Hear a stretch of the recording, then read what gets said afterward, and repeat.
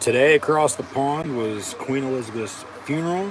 God save the Queen along with the King. But here in the United States of America, founded 1776, we're going to let freedom ring as we have an NFL Monday Night Football doubleheader from upstate Western New York and Buffalo and the city of brotherly love in Philly between the Tennessee Titans and Buffalo Bills and Minnesota Vikings and Philadelphia Eagles, respectively. We'll have Steve Levy, Louis Riddick, and Dan Orlovsky on the call for Titans-Bills coming up momentarily here just past 7 p.m. Eastern. About an hour before, we'll see Joe Buck and Troy can call the Vikings-Eagles matchup from Philly. So thank you for tuning in and listening to my NFL Monday Night Football, Titans, Bills, Vikings, Eagles, and WWE Monday Night Raw live watch-along reactions library here on YouTube. We'll get to WWE Monday Night Raw in about an hour or so as well. This first game going to kick off here momentarily, as mentioned, 7 p.m. Eastern Time, officially 7:15 for kickoff. And then, as this is on ESPN, we'll flip on over to ABC, have both games on simultaneously, and also be watching Vikings-Eagles, as mentioned, as the Titans are the lone team of these four playing tonight that lost last week in Week 1 at home to the Giants. The Bills, they went to L.A. to kick off the year for the whole entire league on Thursday night and defeated the defending Super Bowl champs. Minnesota beat Green Bay at home, whereas Philly also picked up a W as well. But, yeah, Titans-Bills coming up here shortly. Then we'll have Vikings-Eagles kick off about 8:30 on ABC, followed by WWE Monday Night Raw, and we'll see what the Red Brands got cooking tonight. But as always, once again, thanks for tuning in and listening. I'm your host, Encyclopedia Sports, Cohen Luke 96. Be sure to like, follow, and subscribe on social media. Links in the description below. Scroll down, check out Facebook, Twitter, Instagram. Grab subscribe button, notification bell next to it right here on YouTube as well. The thumbs up button. Share hashtag NFL, hashtag WWE, hashtag WWE Raw, as it says in the description as well. Chat questions or comments, super chats, super stickers, super likes, and super thanks. Always greatly appreciated. I think both home teams are going to win tonight. So give me Buffalo and Philadelphia.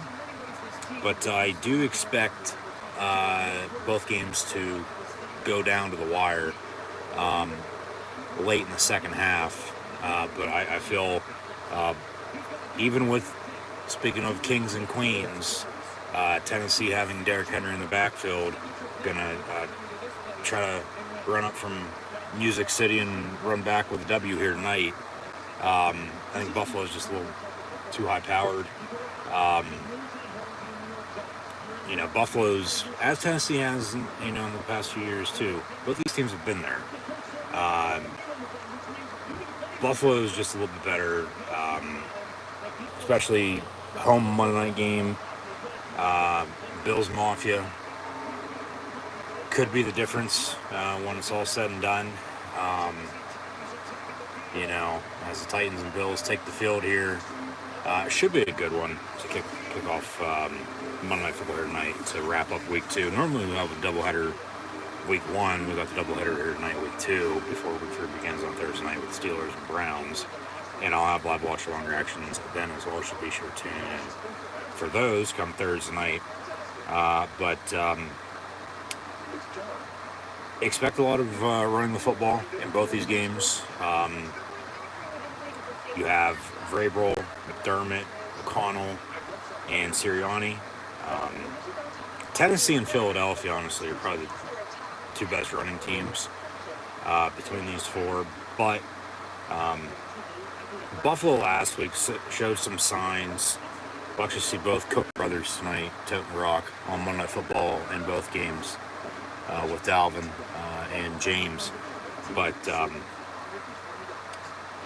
with, like I said, with Buffalo playing at home, it can be a little tough for Tennessee going. They played on Monday night late October, I do believe, and it came down to the final play of the game. And Buffalo ended up going for it, I do believe, on 4th and goal, and didn't convert. Tennessee hung on to win by less than 5, if I'm not mistaken. Vikings, Eagles, I mean, most recently in a big game was the NFC Championship game a few years ago. And, of course, Philly won that before they went on to beat the Patriots in the big game. But, expect a lot of rushing tonight. Good defense, hopefully. Tennessee and Philadelphia, I think, are the two better rushing teams. But Buffalo can run it if need be. Josh Allen, we'll see how much, he tries to overdo it. Turnovers could be key tonight, along with special teams as well. Only time will tell. We'll see what it gives. As I'm sure there's always something will. But Minnesota last week, I mean, I think had everybody a little surprised the way they, once again in a week 1 matchup against the Packers, put it to them. But then, Green Bay last night on Sunday Night Football put it to the Bears, in which now Justin Fields is saying that Chicago football fans aren't Chicago football fans and they don't believe in the team. And speaking of that, we'll get to a week 2 recap coming up at halftime of one of these games. Because, I mean, normally a first half's about an hour and a half long. Okay, this game's going to kick off here shortly. Kickoff for the second game is about 8:30, so we'll get to some first half stats and scores when we get to it. Normally, of course, it's always at halftime. We're going to recap week 2, though, from the league at halftime of one of these games, maybe even during a commercial break or two, like we always get pushed back in anyways. But expecting a good game, expecting 2 games. Buffalo got out of school early today for Monday Night Football. It is their home opener.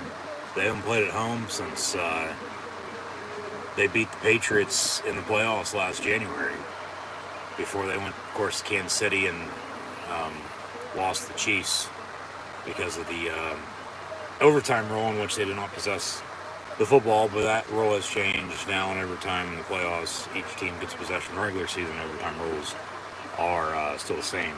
But no, I think we had a good week 2. We'll see how it finishes out tonight. Buffalo's honestly one of the top teams in the league. Like I said, both these teams have been here in this position. They played them on it last year, like I said, down in Music City. But Tennessee won then. I think Buffalo returns as favorite tonight. They pick up the W, start out 0-2. So do the Titans, with Buffalo 2-0 at that point. But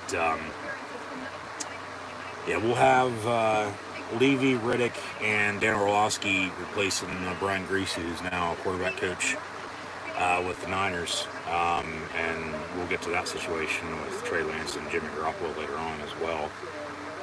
But Bill Rutledge down on the sideline, and your normal Monday Night Football broadcast with Joe Buck and Troy Aikman coming up about an hour 20 away with Lisa Salters.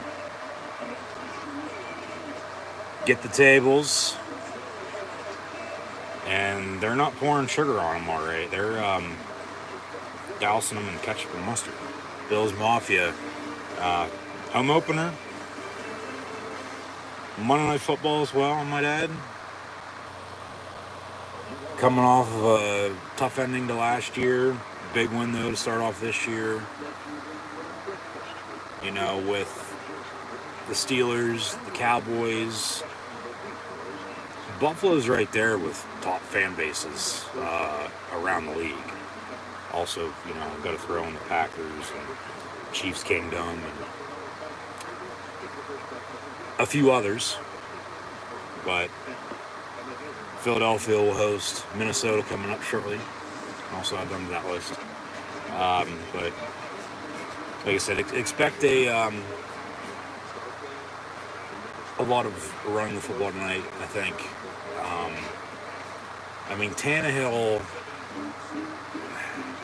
talk about Josh Allen overdoing it, trying to do too much, costing his team the win, maybe.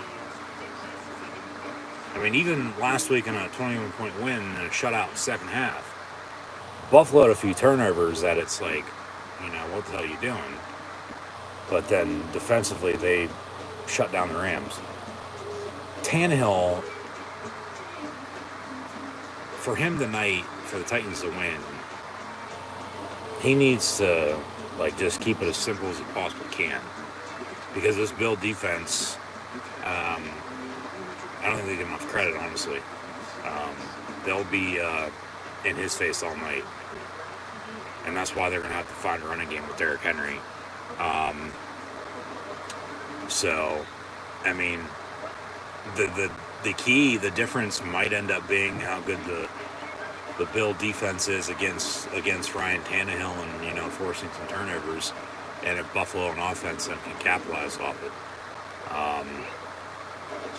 Because, of course, Tannehill's going to have to make some plays. They also lost in the divisional round last year in the playoffs as well. Actually, it was the night before, losing to the Bengals, who are 0-2 to start this year. Still early for everybody. It's a long-ass season, so there's still going to be overreaction, of course. But then, the very next day, that was that overtime game with Buffalo and Kansas City. And, both were ousted in the playoffs, and then here tonight with 2. I mean, it is odd to have a 7 o'clock kick, week 2 especially, for Monday Night Football doubleheader, because doubleheaders have normally been week 1. And you get a 7 o'clock game and then a 10 o'clock game. Tonight we got a 7 o'clock game and an 8:30 game. I mean, 2 years ago, of course, in 2020 with COVID, with some rescheduling because of conflicts, just to get the games in, of course, we played an NFL game on every day of the week, including a few Monday night doubleheaders starting at 5 and then 8 o'clock. And hell, I think we even had one of those late last year as well with the Raiders and Browns, if I'm mistaken, before Christmas. Forget the exact reasoning behind it, because it was supposed to be played on a Saturday, and maybe somebody didn't have enough players active on the roster. The same situation as it would have been before. But I do remember that, and the Vikings were actually in that second doubleheader on the road. Kirk Cousins, speaking of quarterbacks, Monday Night Football in primetime for him throughout his career really doesn't have that good of a career, but yeah, like I said, Minnesota, it seemed like they surprised, some people last week with their win. Talk about Buffalo being one of the best teams in the league. I mean, Minnesota could be a surprise in the NFC North. I don't think that. I'm not buying it just yet. I mean, it's just one game, Like I said, I think both home teams are going to win tonight. I do. Bills Mafia and Fly Eagles Fly. 2 hostile environments in the league. I mean, going to be tough, especially if, you make some mistakes when you shouldn't. So talk about crowd noise and the penalties and, play calling. This will be, as there's Pittsburgh's own, the could have been Penn State linebacker that chose to play quarterback in South Beach for Miami Hurricanes. Let's go, Buffalo. Jim Kelly, who led Buffalo to 4 consecutive Super Bowls. But the 4 falls of the Bills in upstate Western New York and Orchard Park,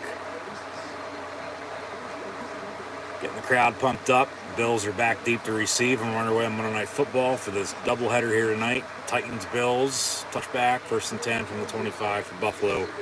Right to left across your television screen, radio and audio dial. Once again, thank you for tuning in and listening. Be sure to like, follow, and subscribe on social media. Links in the description below. As always, I'm your host, Encyclopedia Sports, Go and Luke 96. That thumbs up button, share, hashtag NFL, hashtag Titans, hashtag Bills. Chat questions and comments, super chat, super stickers, always greatly appreciated. as well.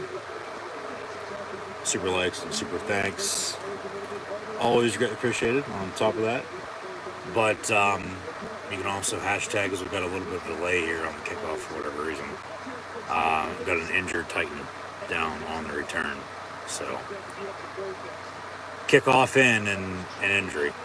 You can also share using hashtags, as mentioned, NFL, Titans, and Bills.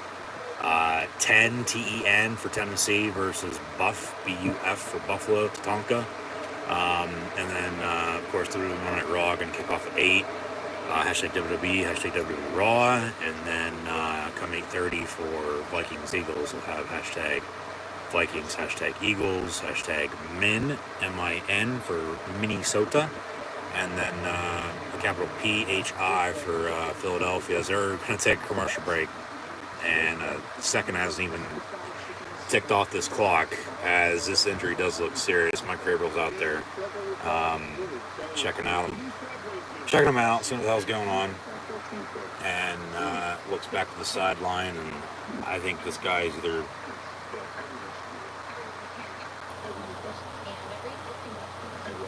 going to eventually walk off on his own, or they're going to have to cart his ass off, which, big special teamer. Game progresses, maybe he's a guy that makes a big play when games are online. Who the hell knows? But and as we get back to this game, it'll be 1st and 10 Buffalo from the 25.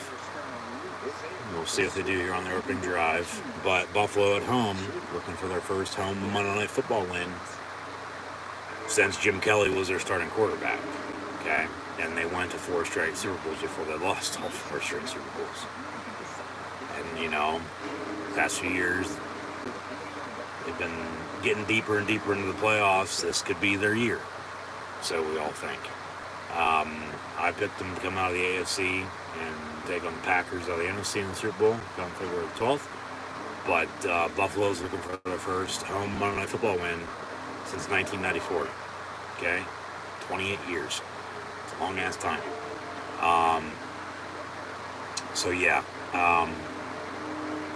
Commercial break when this game hasn't even started yet, even though we had the kickoff because of an injury. There's Josh Allen going through a table.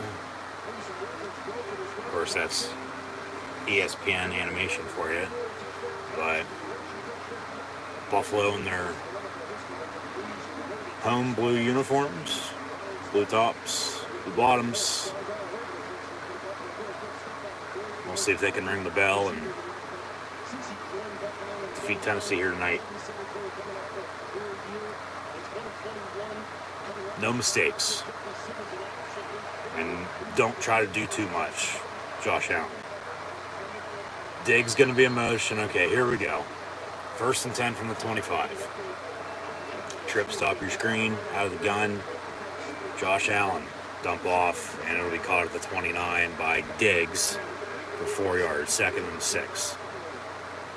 Seems like it's windy, so we'll see if that plays a factor here tonight, essentially with special teams. Actually, last time they played at home and won a night was last December against New England, who they lost to that very night. Before they beat them at home a month later in the playoffs. That was their actual last home game then. Remember that night, right before Christmas, it was really cold and really windy. Devin Singletary on their give, and he gets out past the 45 for a big first down run for the Buffalo offense, and they'll move the sticks, 1st and 10 Bills. Good start. Starts up front, able to run the football, open up to play action here potentially. As they hit the hole and went, so 1st and 10 out towards midfield from the 45 official. But we'll see if weather going to play a factor here tonight or not. Surprised it's not snowing in Buffalo. Seems like it snows in, of course, the wintertime up there.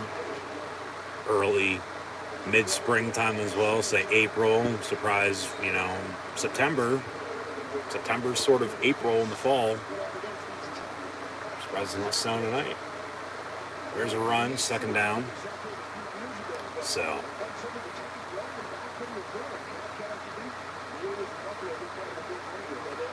yep. Yeah, Saffold used to play for the Rams. Made the move out to LA with them. Actually had an E network show, I do believe I'm mistaken, with a teammate. And then, yeah, he's a Titan, now he's a Bill. Dump off on the screen, about half a yard to Singletary. It'll be third down. So, yeah, the game plan last week for the Buffalo Bills, as they talk about Ken Dorsey, the former, talk about, Miami Hurricane quarterbacks, Jim Kelly, Ken Dorsey. Another injured player. And are they taking a timeout here? No, they'll stick with it for the time being, but Sean McDermott out to attend to his player, check him out, see what the hell's going on. But it's what, 2-3 injuries already here, Nate? Not even a couple minutes in. How would the Bills' offense look? And I mean, looks honestly the same, if not better, compared to what they had with Brian Dable, who's now the Giant head coach, and they're 2-0 down in New York City, even though they play in New Jersey.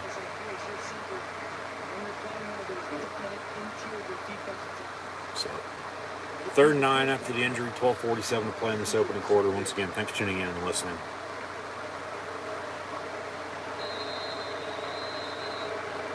But trips on a bunch near side. See what they do. See if they can keep the stride moving or not. Or if Tennessee's going to get the ball. And Allen going to roll out, avoid a sack, and then he'll get the first down. Big play by Josh Allen. Crowd going nuts. There's one Titan fan, it looks like, there tonight. But nobody open. He decided to tuck it and run, and he went and broke a tackle, sort of flipped to his left side, and then rolled over and got the first down for about a 20-yard gain. So 1st and 10. And Allen looking to throw. Down the middle, it's incomplete. It's intended for Stephon Diggs.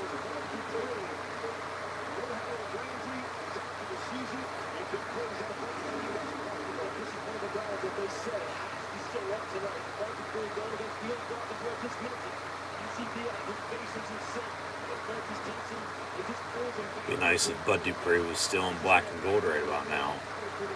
TJ Watt injured. Pittsburgh lacked pressure off the edge yesterday against Patriots. 0 sacks on Mac Jones, who, speaking of New England and Mac Jones, that was that game at Buffalo last December when he only attempted 3 passes. It was 2 for 3 for like 20 yards because they ran for almost 300 yards in the Bill defense. And, special teams was key and they won. So, yeah, got some injuries with some players already out tonight. Some injuries early in this game with players.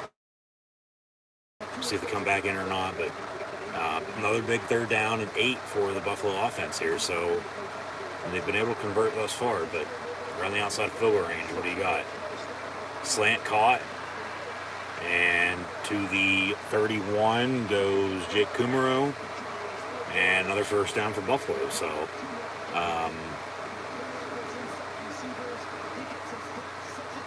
they're not getting a 3rd and manageable by any means. It's, 3rd and long, because you're only getting a yard or 2 on 1st and 2nd down, and then you're in a spot where you got to get out of it, and they've been able to get out of it. So, that might be a good thing as this game progresses, but got to find a running game though too. So, Singletary, Cook, take the give. Diggs once again on the reception, lowers his shoulder, gets about 7, maybe 8. Be 2nd and short.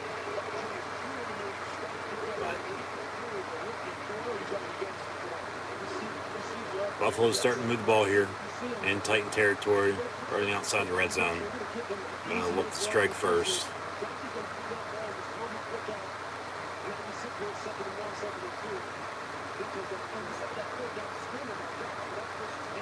Officially from the 23, 2nd and 2.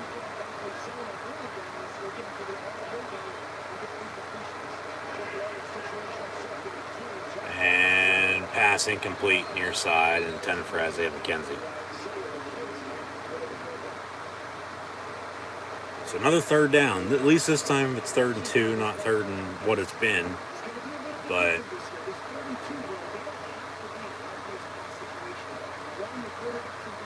no Gabe Davis as a reliable number 2 behind Diggs at receiver for Buffalo's offense tonight. But where's Dawson Knox at? 3rd and 2, Allen. Pass caught, 88, Dawson Knox, and he gets down to the 10-yard line, 1st down.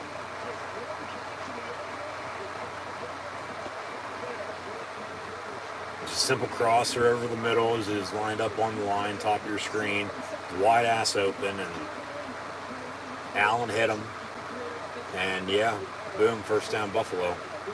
See if it's going to be 1st and goal or 1st and 10. It's going to be right there around the 10-yard line.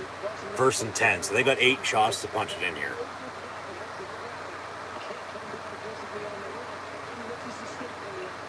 Yeah, from the 11, 1st and 10. They got 8 shots to score a touchdown here. Timeout, got a whistle, timeout Tennessee. So Buffalo with a good 6-minute drive here to begin the game. In the red zone, knocking on the door. Looking to, like I said,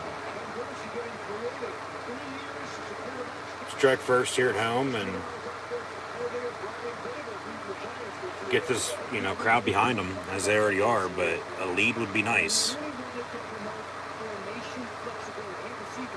Here's one of my doppelgangers as well on the left side of your screen. I guess I'm now an assistant coach for the Buffalo Bills on top of everything else I already am. 1st and 10.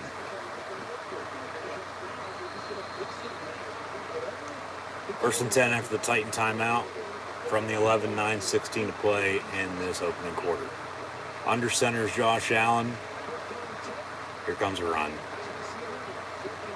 Actually, he fakes the give, comes back near side, a fullback screen, broken tackle, and he'll walk into the end zone. Touchdown, Buffalo. Gilliam, 41. Mike Vrabel is like, how the hell did we just let that happen? 11-yard passing touchdown from Josh Allen, and Buffalo up 6, pending the upcoming extra point. Good play call. Damn good play call. And then he had a convoy and some green grass and walks in, touchdown, and throws the ball into the crowd. Now we're going to go bass fishing. Tyler Bass on for the extra point. And it's up and good, 7-0 Buffalo with 9:07 to play in the first. When we return, we'll get the Tennessee Titan offense out on the field for the first time tonight. See if they can respond with either a field goal to cut it or a touchdown to tie. But, who had Reggie Gilliam for first touchdown scorer of the night? Good play call. Damn good play call. That's play action for you. Fake the run. Looked like he was going to, roll out far side and throw to the tight end on a post. But then he stood and then came back, fullback screen. Not a running back screen or a tight end screen, a fullback screen. Near side, and then, 11 yards into the end zone, he goes for 6. So, touchdown Buffalo, 7-0 Bills. We'll pull up some stats and scores here in a minute, along with, as mentioned, at some point in time tonight. We're going to try to get it during halftime of one of these games, but, might be fit in during a commercial break or two, because we're about an hour away from kick in Philly with the Vikings and Eagles. We're underway here with Tennessee and Buffalo, 7-0 Bills. Josh Allen on that opening drive along with a few runs by Devin Singletary. Stephon Diggs with a few catches, I might add.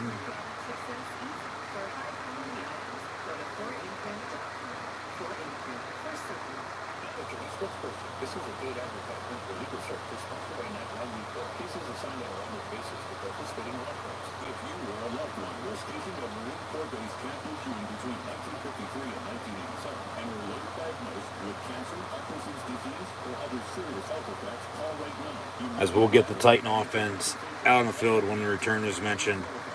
Here we go. Josh Allen passing with, of course, that touchdown. Buffalo up 7-0. Showing some highlights of pregame from Minnesota and Philadelphia coming up next. Allen has a carry. It was officially only for 10 yards. It seemed longer than that. But has the passing touchdown. He's 6 of 8, 47 yards in the score. Singletary 3 of 18 on the ground.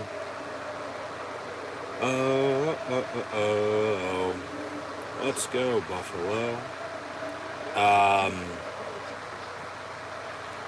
Balance and consistency. Diggs, 12 yards receiving.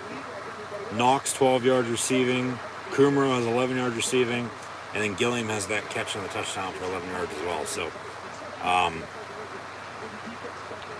yeah, good opening drive by Buffalo there. And they strike first. Back to it. Here we go. 1st and 10, Tennessee. They're going to have to play against this crowd noise by running the football. Shut them up. Woods in motion. Tannehill fakes a give over the middle, caught. 1st down for 13. That's the rookie out of Arkansas. Traylon Burks. I remember, of course, they had a former receiver. Now, Eagle, who we'll see tonight later on as well, and A.J. Brown, they had dealt him to Philadelphia and then drafted Burks to replace.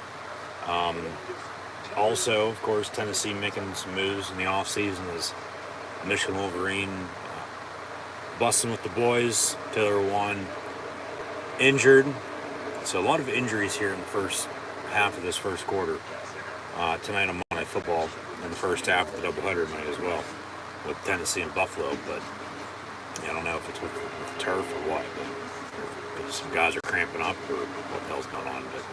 But they signed Robert Woods. Burks replaces A.J. Brown, with the trade and the draft him. Josh Gordon's active tonight. Of course, Tannehill at quarterback. They drafted Malik Willis. He'll be the backup. You know, how short's Tannehill's leash with how he's played in big games recently. I get you have a rookie, quarterback behind you, but you still have a running game. Well, at least you have Derrick Henry, who, of course, they fake the give there to on the opening play. So, that's a couple injuries early on, like I said, especially up front on the offensive line. So we'll see who steps up and see if that, pressure from respective D lines is going to be a difference maker. And, some sacks, some throwaways that, could lead to turnovers of some sort. So,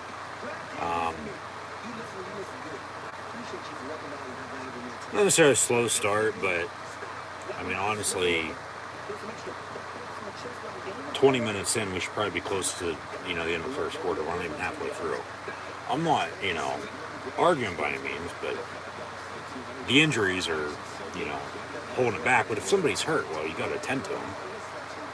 And we'll see about penalties with this officiating. If, they're going to control the game tonight or not. But,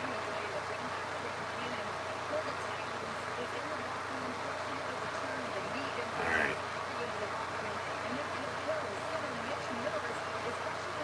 Questionable returns for the previous injuries. We'll see about low on there, but Now Dawson Knox is banged up. His right foot, right ankle. Trey Lance broke his ankle yesterday. He's done for the year. Jimmy G, they're glad San Francisco kept him. That insurance policy, well, they're cashing it in right now, and they could be back to the old team they've been the past few years and making a deep run in the playoffs. 1st and 10 from the 39 for the Titans. So Buffalo didn't even get to run a play before an injury. Tennessee gets to run one play before an injury. And then Derrick Henry on the give, 2 yards to the 41, 2nd and 8 from there. So, yeah, this game for Buffalo, they can make plays on offense, no doubt about it, with Josh Allen. But with the crowd defensively, might end up being one right there. Because this Titan team doesn't seem like they're going to be empty set, 5 wide. At least right now, able to, pound through it. Because Von Miller comes off the edge, gets Tannehill, but he gets rid of it, and it's caught. Burks for about 5, maybe 6 yards receiving on that. But got a flag on the play. So it seems like Burks is going to be Tannehill's favorite target, where, Allen's dishing out to anybody who's getting open. There's no iron team. It's still early. Still off the ball to be played, no doubt about it, but still. Suit Dirty Laundry is here, but yeah.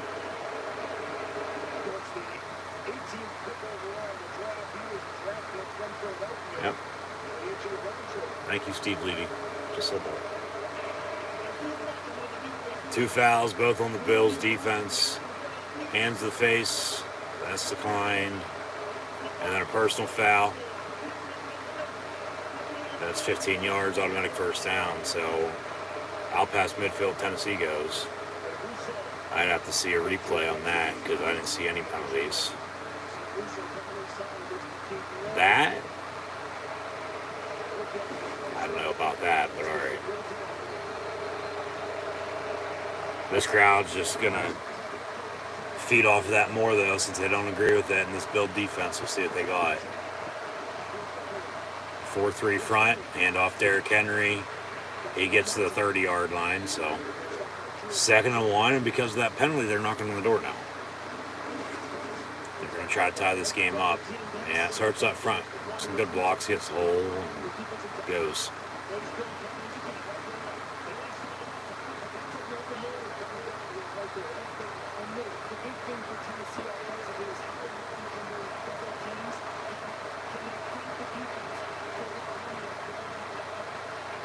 Second and short.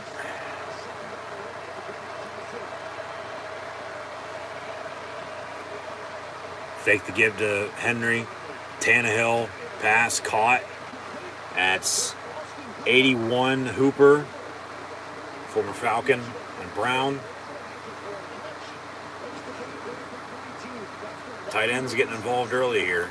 Knox, then the touchdown. Now Hooper, does Tennessee score on this play coming up? Yeah, good play call. Good play call. Talked about McDermott and Dorsey. Vrabel has Todd Downing as his OC. From the 11, 1st and 10, and it's almost intercepted, incomplete. 10 for Hooper. So very weird that, they get inside. That should have been picked. Should have ran it back, too, to be honest, with 100 yards for a touchdown. Hit him right in the hands and he dropped it. Very weird that Buffalo hit a tight end for first down at the 11-yard line and then scored on the next play. Tennessee, the same thing, but that ball's almost picked off. So incomplete, make it 2nd and 10 from the 11. Toss to Henry, far side. And nowhere for him to go. He's going to lose 4 back to the 15. 3rd and long. 3rd and about 14, 15. Buffalo going to force field goal here. We'll probably be sitting 7-3 here in a minute.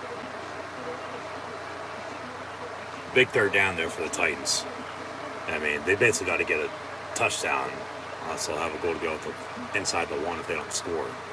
Which, as I said, means they probably won't get it and they'll be kicking a field goal. So trips in a bunch near side. Tannehill pass. It's caught. He's short. He needed 14. He got about 13 and a half. And fourth and about a yard. Yeah, I'd go for it too. At the same time, though, you're on the road, hostile environment. You might want to take your points. You might want to kick it, take your points.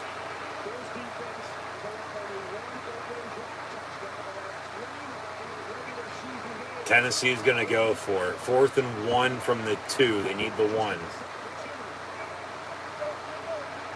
See what Buffalo's defense got. Timeout. Timeout, Buffalo. Are they going to... He's challenging. Sean McDermott's going to challenge us. He just told someone to shut the fuck up on the sideline. You challenging? That's what Whitecapper just asked him. Buffalo's challenging. Yep. He caught it, left's down, and he drugged the right back inside, the marks. That's a catch.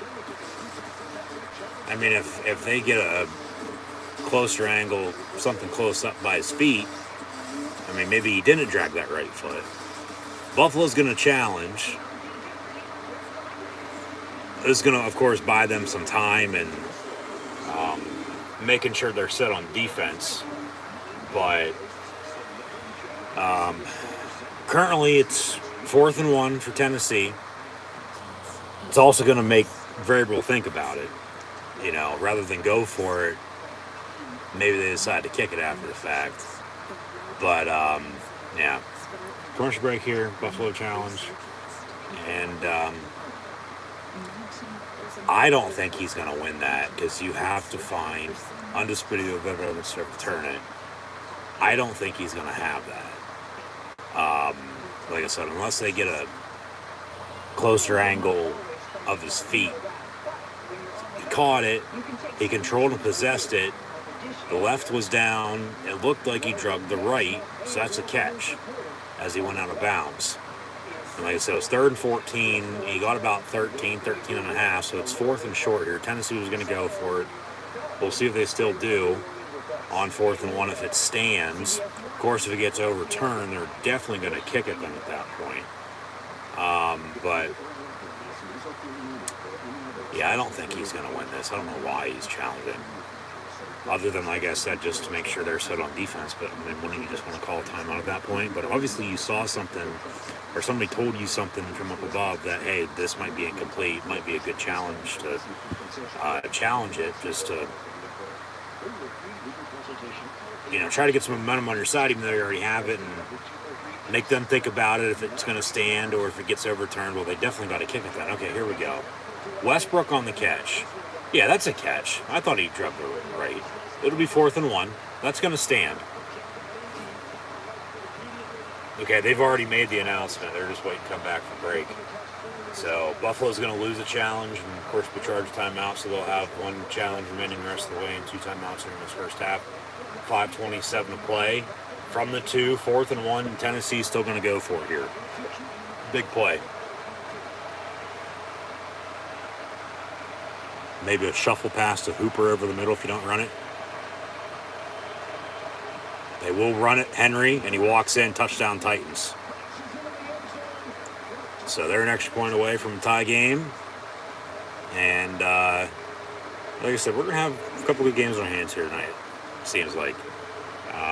Both teams coming down to the wire, deep into second half. Yeah, just simple halfback draw and starts up front, and he hit the hole and went. I mean, Derrick Henry's big running back to begin with.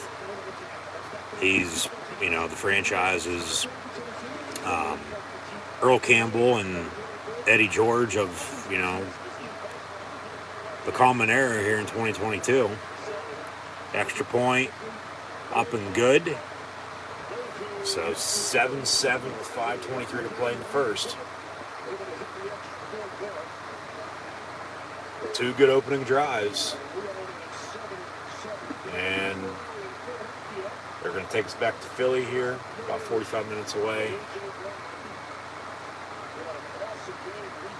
And we'll have to turn on Raw here in a minute. We'll actually do that now since we're in between kickoff and watch probably either Law and Order or one of the 3 Chicago shows on NBC. It'll be a rerun on USA Network here. Maybe something else.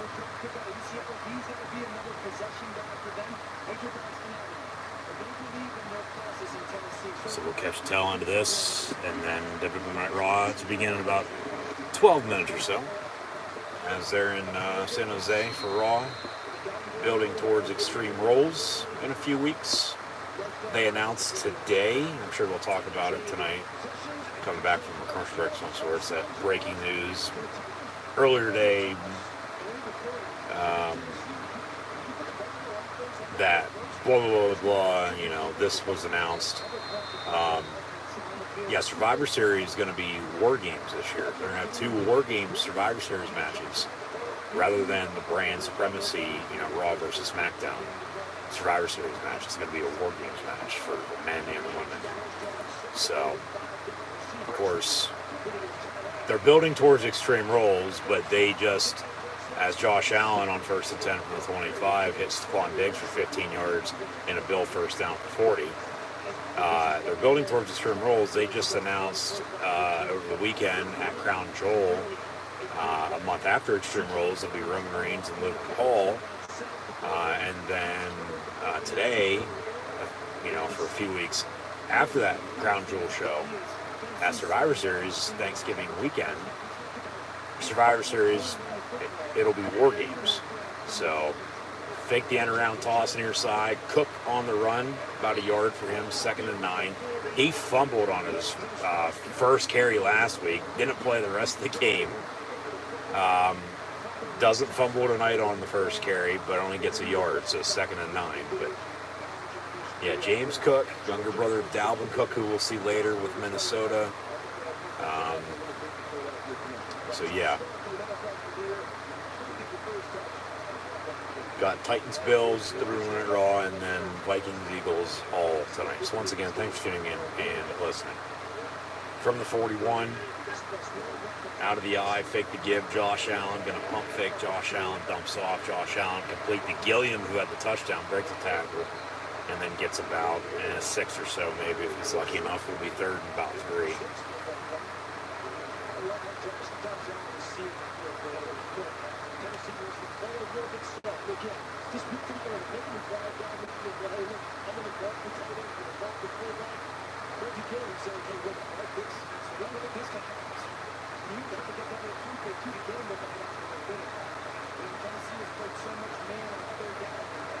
So 3rd and 3 for Buffalo. They were able to convert on their opening drive on 3rd downs. Can they do it here?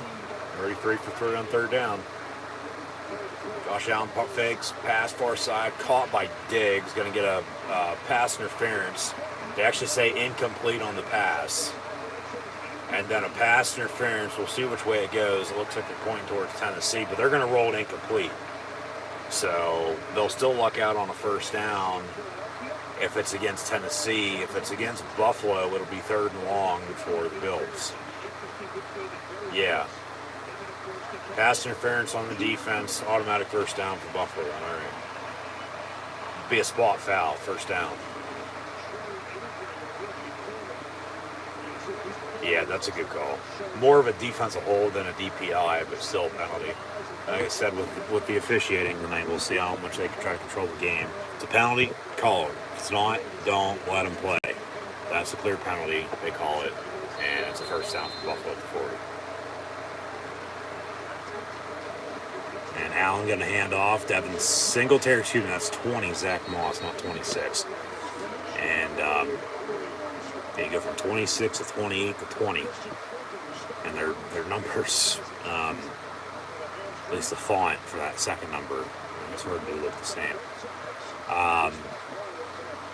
WWE Monday Night Raw intro. They'll have Damage Control tonight with Bailey, Dakota, and Io. We'll have a United States Championship match as well with Bobby Lashley and Seth Rollins. That's actually going to kick off Raw tonight. Also, Kevin Owens, Austin Theory after last week's promo. And then we'll see what else they do. Probably have Dexter Lumis scared the shit out of Miz again. But meantime, 1st and 10, Buffalo from the 31.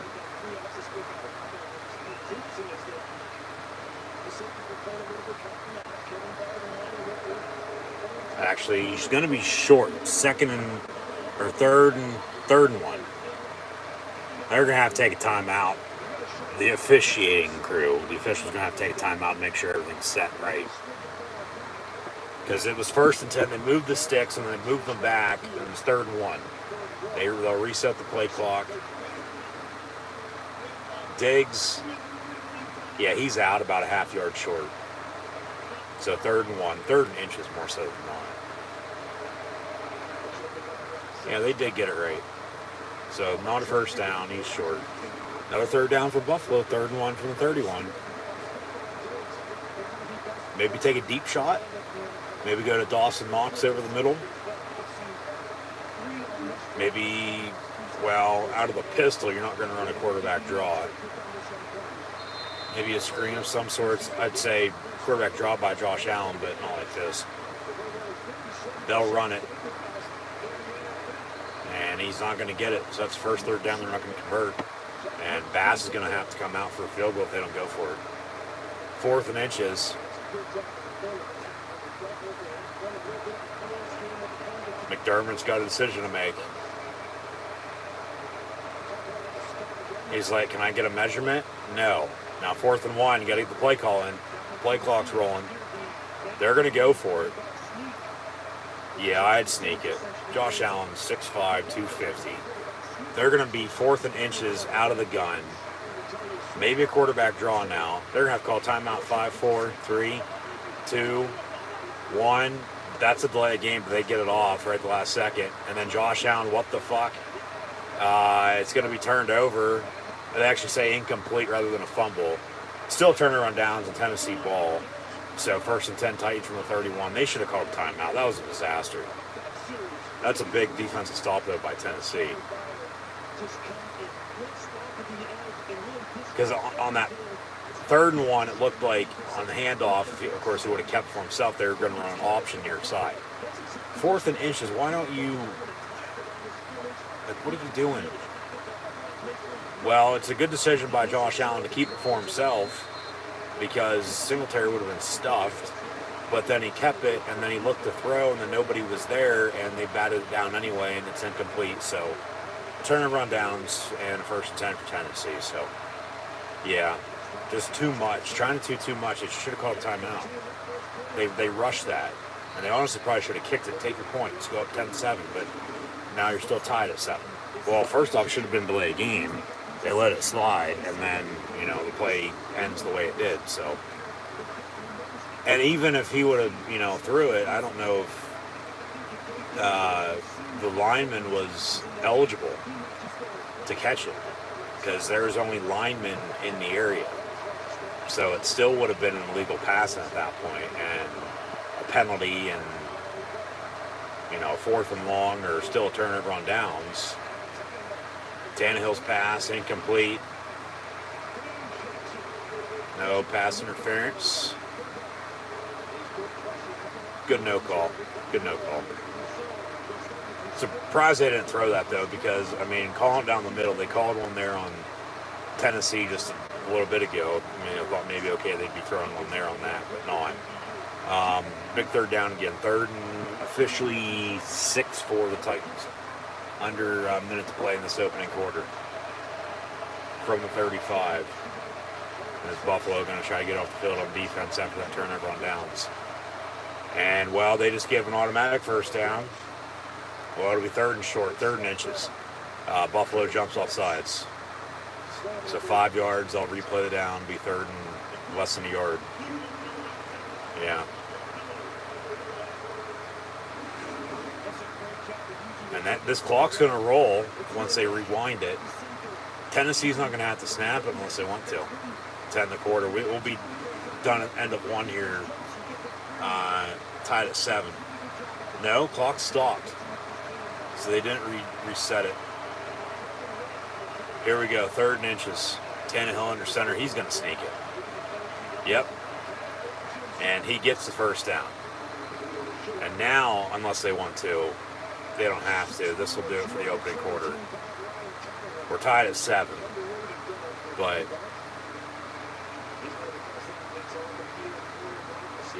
this game's pretty split. Yeah. We're done at the end of one, 7-7. They'll switch ends, and that'll be it. Yeah. They're going to walk to the sideline, and that does it for the first. So, right here at 8 o'clock now, with WWE Monday Raw about to begin. We're done at the end of the first quarter with the Titans and Bills tied at 7 respectively. Once again, thank you for tuning in and listening. And we'll get back to the action here momentarily.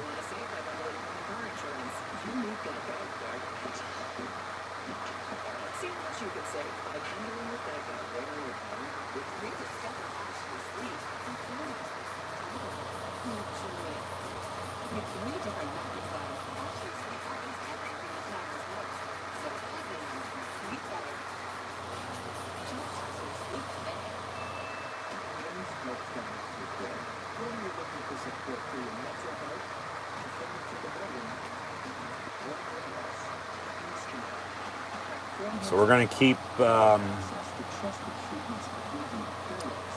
until this game goes final. Of course, we're only at the end of the first quarter. Keep this Titan-Bill game on the main TV. Coming up here with Raw beginning for the next 3 hours. And then about a half hour away from kickoff with Minnesota and Philadelphia. Watch that on one of the others, and then once this goes final, we'll switch that over to that. So, good first quarter. I mean, both teams scored in their opening drives. Pretty balanced, to say the least. Like I said, Josh Allen, now officially, as their lone third down that did not convert, got them to 4th and 1, and they couldn't convert that either, so turnover down. Tennessee ball now to begin the second, tied at 7 apiece, with the Titans and Bills here tonight on Monday Night Football. Josh Allen's 9-12, 78 yards passing and a touchdown. That to Reggie Gilliam. And then Singletary has 3 carries, 18 yards. Josh Allen has a carry for 10 yards as well. And then Stephon Diggs, 437, Gilliam 2 of 17 in the score. Dawson Knox has a catch for 12 yards, and Kumro 1 of 11. All right.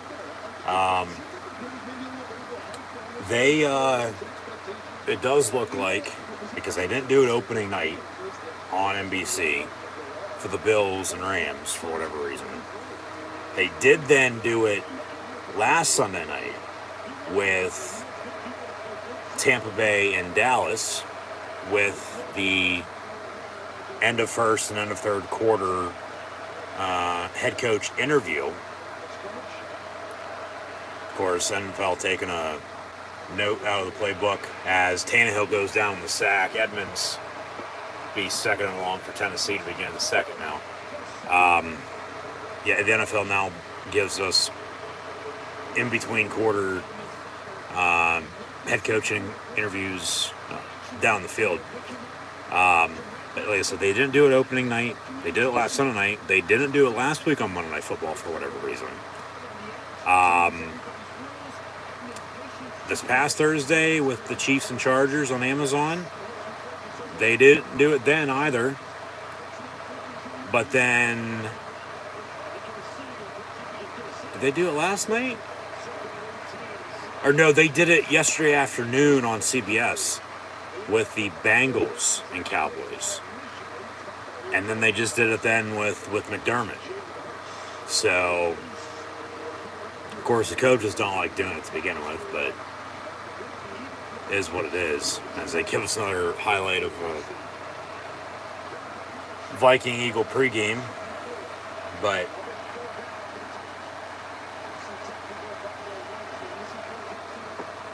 big 3rd and 15 for the Titans here after that sack. And then no gain. Opening pyro for Raw. Hashtag WWE Raw. We share on social media. We're going to kick it off with Lashley and Rollins for the U.S. title.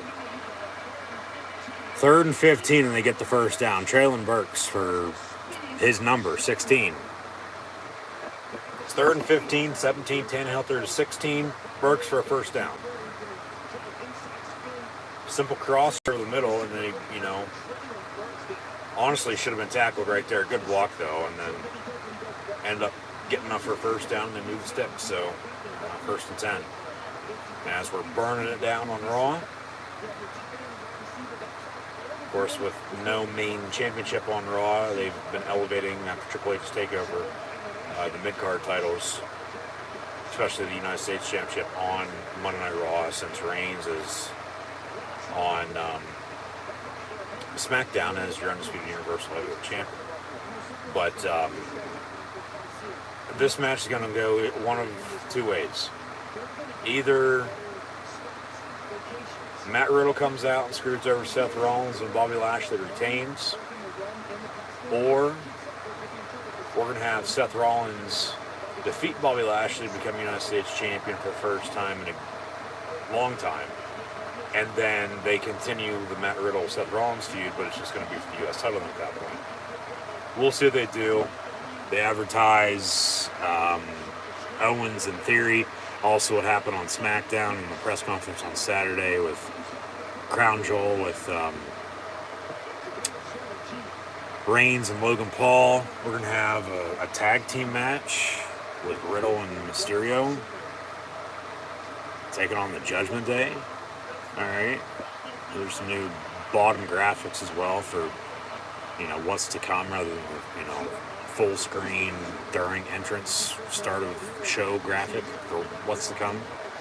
They get Tennessee on a hold on the screen near side. It's a good call, as Robert Woods caught it, but it's coming back and they'll replay it down. So as the crowd serenades Seth frickin' Rollins, he will challenge the Almighty for the U.S. title on WWE Monday Night Raw here this evening as they're underway from the Bay. And now it's 2nd and 26 officially for the Titans, and back motions out, so an empty set 5 wide from the 38. Maybe a false start, but Tannehill pass caught, and at the 42 they'll have a 3rd and 22 now after a 4-yard pickup.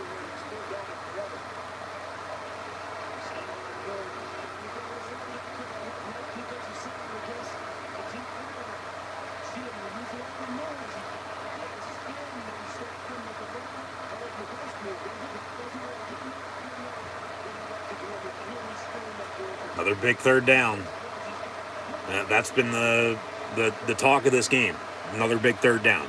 These defenses have been able to get the other offense into 3rd down situations, which is good. And for the most part, they've been 3rd and not manageable. So Buffalo gets off the field on defense. They'll get the ball back after their turnover on downs, and honestly, not much else you can ask for as we're still tied here at 7. Yeah, big hit. And boom. Down he goes. By God Almighty, he's broken in half. Another big spine buster in prime time in the NFL here tonight. But got a whistle. We have a delay game to back him up 5 yards, get him some punt and actually a false start. So still 5 yards. They back up either way.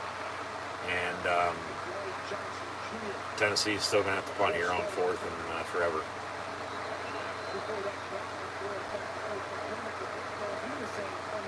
Raw's live here 8 o'clock Eastern time, but it's 5 o'clock local out in San Jose. The site of the Raw after Mania, in which, speaking of Seth Frickin' Rollins, cashed in his Money in the Bank and became world champion. That was also the same night after Lesnar and Reigns were cashed in on in that triple threat. The next night, that Raw after Mania. Mania was, of course, in Santa Clara at Levi Stadium, but Raw in San Jose is right there. Remember, that's when Lesnar went crazy on Michael Cole, put him through the announce table. You know, storyline and quote suspended. Didn't see Brock for a good 3 months, I think it was, to June of 15. But, yeah, that'd be right, June of 15, yeah. And then, a good year goes by. Rollins challenges Balor for the first ever, Universal title. Balor gets hurt. Triple H turns on Rollins. Owens becomes Universal champ.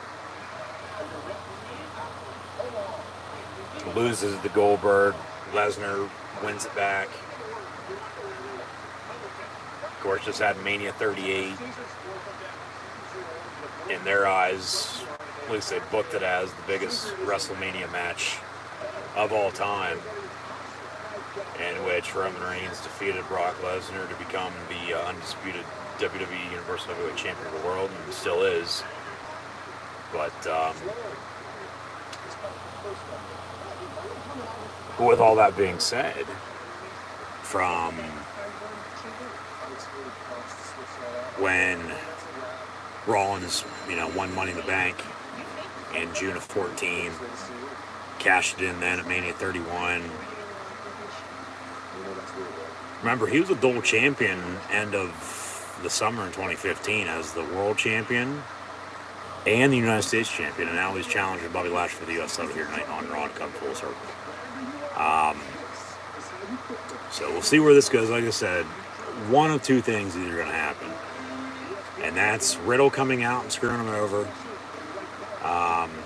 or Rollins is going to win, become U.S. champ. We'll see what they do with Lashley at that point, but then they still continue the Rollins-Riddle feud, and it'll just be for the U.S. title, which either or is fine by me. I mean, of course, Rollins is a Triple H guy. There's a lot that has changed under the WWE, under his umbrella since late July. So, like I said, we'll see what they do here tonight. But back from break on Monday Night Football. Josh Allen, pass, caught, out towards midfield. McKenzie, first and 10 at the 47, it looks like. Looked like the pass was going to be overthrown, but then McKenzie was just like back there all by himself. Yeah, it looked like he was going to go to 15 Kumaro, and then McKenzie is just hiding and makes the catch. So from the 46, Dawson Knox on the reception. He'll get 9 yards, be second and 1. But, yeah, still 7-7 here, as they just came back from break, like I said, following that Titan punt after the Bill defense got off the field. Now the offense is driving, second and 1, empty set, but don't have an offside, so automatic first down. Meantime, Raw goes to break. Old school, first match of the night. Somebody gets thrown out of the ring, and they go to commercial. So we'll get back to the action momentarily. And like I said, we'll see what else they have planned. But from what they've announced, it looks like an all-right show. And we'll just see what direction they go forward with, storyline loss for a few different things.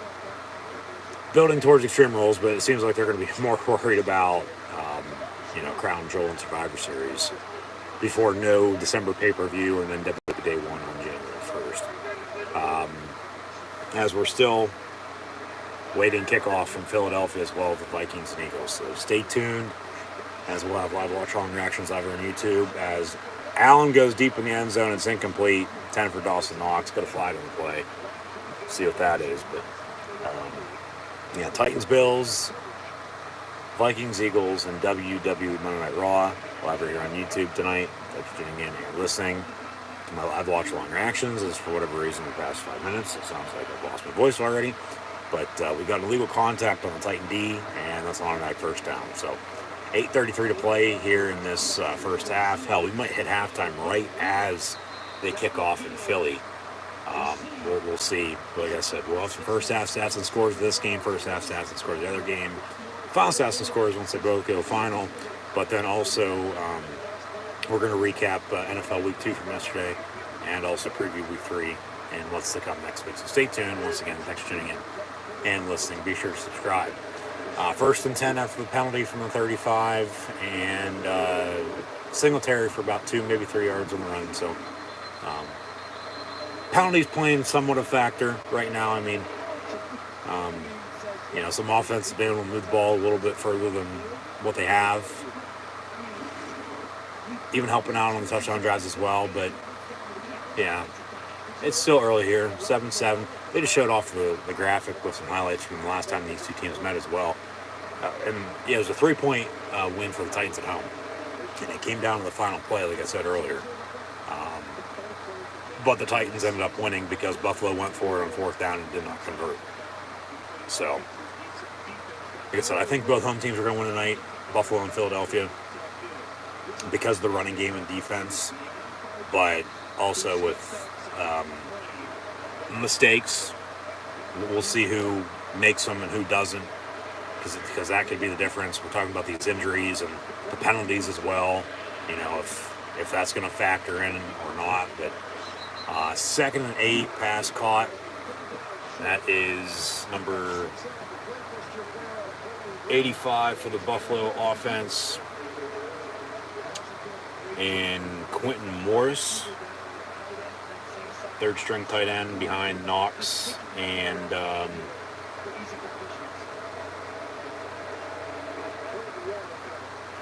Tommy Todd Sweeney, Johnny Depp. 3rd and 1.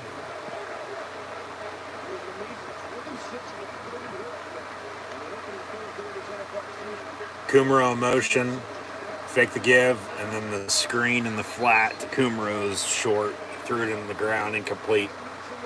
4th and 1, he wants to go for it again. You kick this. Because, you saw what happened on the other 4th and short.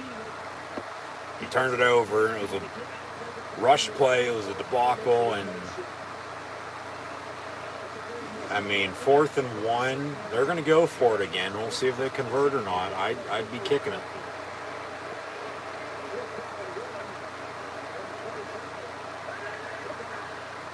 That's an offside. He got him to jump. Wow. Automatic first down. Penalties. A killer for both these teams right now. Refs huddling up. Tell the players to back the hell off. And this might be a false start, but they'll be calling an offside. It looks like they might call false start now because Josh Allen's continuing to get in their face and hey, it's on them, not us. They say false start after all this, and now it'll be 4th and 6, and you definitely got to kick it. Let's see a replay. Did anybody move? No, that's an offside. That's offside. That's a bullshit call. That's bad. 4th and 6, and now they definitely got to kick it. With a penalty, if it's a penalty, call it. If it's not, don't. They completely missed on that. That's an offside. So here comes Bass. You can, of course, challenge a penalty, so it is what it is. It stands as called now. 49-yard field goal. Bullshit chant from the crowd, and rightfully so, but what can you do? Kicks up. Kicks. Ooh. snuck in right at the last second. So 10-7 Buffalo with 7:20 to play in the half. And I mean, they called it what they called it, but it was the clear wrong call because nobody moved up front. That was a clear offside. But I mean, oh well. I mean, they're lucky to have the 3. They probably should have kicked it in the last time anyway. Because, like I said, that was a big debacle. Turned it over, got off the field on defense, got the ball back, got the field goal there. But so they still go for it, penalty or not. Like, do they convert or not? Who knows? They kick it after the penalty, and they up 10-7 here. So yeah, was going over the stats. Second ago, once again, we'll get both teams fit in now. Josh Allen, 12-16, a $121 and a touchdown. Singletary, 421. Josh Allen, 1 of 10. And then Stephon Diggs has 4 catches, 37 yards. McKenzie, 1 for 28. Dawson Knox, 2 catches, 21 yards. Gilliam, 2 of 17 in the score. Kumara, 1 of 11. And then Tennessee, Tannehill, 7 of 9, 76 yards. Derrick Henry has 6 carries, 12 yards rushing. Does have the touchdown to tie it at 7, but then the Bills have retaken the lead with a field goal. And then Traylon Burks, a rookie at Arkansas, he has 3 catches, 35 yards. Hooper, 1 of 19, and Westbrook has that toe drag swag, a catch for 13 yards. Before that, 4th and 1, in which they handed off then to Henry for the touchdown tie at 7. So 10-7 Bills with 7:20 to play in the first half. We've had a total of 8 penalties already, 5 against the Titans, 3 against the Bills. I mean, is what it is, but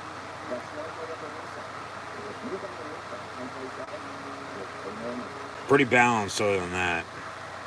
But don't let the officials, control the game. Play it.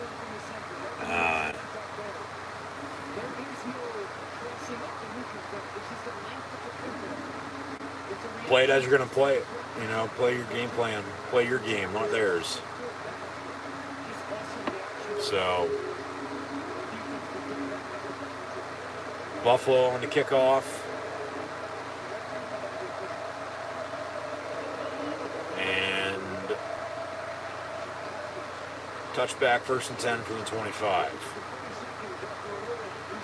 They'll take a split screen commercial, and we'll get back to the action momentarily as we're 10 minutes away from kickoff in Philly with the Vikings and Eagles. Jump.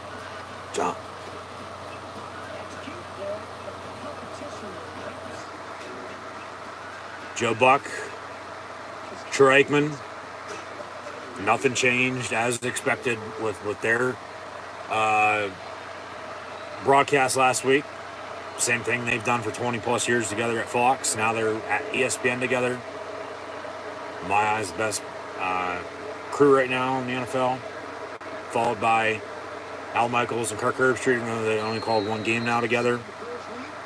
Al Michaels has been at the top of his game, for as long as he has as a play-by-play man in sports, and then Kirk Herbstreit knows his football. He's only called a few NFL games, but he knows college football like the back of his hand. And then, of course, the new Fox crew with Burkhart and Greg Olson replacing Buck and Aikman, followed up by Nance and Romo. But they're about to kick off. They're previewing that game. As actually on ESPN here for Titans Bills, they actually have up in the top left corner on ABC coming up at 8:30 the graphic for the scoreboard for Vikings and Eagles. So if anybody is only just watching this game, then score updates. But we're going to watch both of these at the same time, along with WWE Monday Night Raw. So hashtag WWE, hashtag WWE Raw, hashtag US title for this US Championship match to kick off the show with Bobby Lashley and Seth frickin' Rollins. Another big third down coming up here for Tennessee after a tackle for loss in the backfield by the former Bronco and Ram Super Bowl winning edge rusher, now Buffalo Bill, Von Miller, taking down Derrick Henry, a former Heisman Trophy winner at Alabama. And third and mile once again. Make it 3rd and 10. Not as long as I thought it was, but 3rd and 10 from the 25, the original line of scrimmage. And a screen. Haskins, nowhere to go. And 4th down, and a quick 3 and out by the Titans, and they'll punt. Buffalo can get it back. 2 timeouts, 5:45 and counting, the 2-minute warning to come. So, you know, we'll see how this goes, but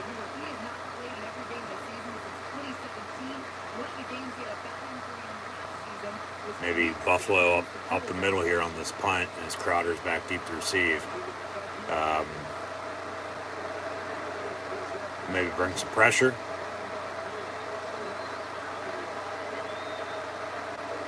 Gonna hand up, no block. Fair catch signal for 23. 1st and 10, Buffalo from there. 5-10 and 2 timeouts and 2-minute warning. I'm trying to think who kicked off, who's going to get the ball to begin the 3rd quarter. Should be the Titans, right? Because Buffalo got the ball to begin the game, yeah. Okay, so 5:10 to play in the half, 2 timeouts, and a 2-minute warning for the Bills, and then the Titans will get the ball to begin the second half. With Buffalo currently up 10-7. We will have kickoff now near minutes away in Philadelphia with the Vikings and Eagles, in which should be, you know, a damn good game. So, buckle bomb by Rollins to Lashley, going to go up top. This match should be come to an end here shortly. It should be on home. Frog splash off the top rip, cover 1, 2, kick out. So they're starting off Raw with a bang. We're burning it down, and we'll see if Mr. Nickname, as I like to call him, the architect, Seth frickin' Rollins, will defeat the Almighty to become U.S. champ once again. There's the link in Philadelphia, nice aerial shot in the city of brotherly love. There's those assaulters, we are.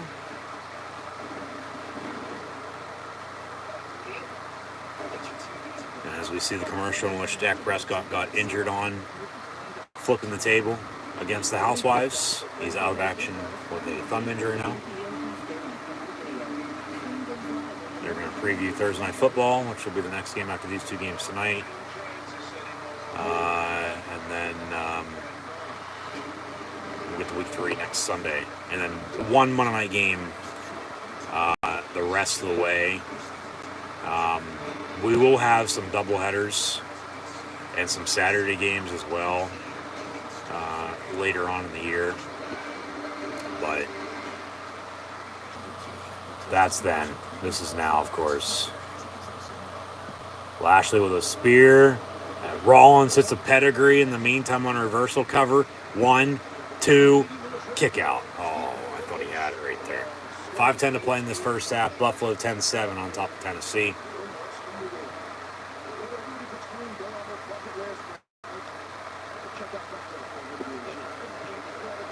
Yeah, Orchard Park, if you're going north to Buffalo, it's south of the city.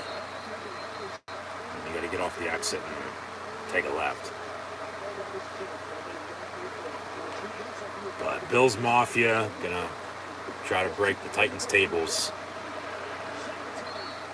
and help Buffalo to win tonight on Monday Night Football.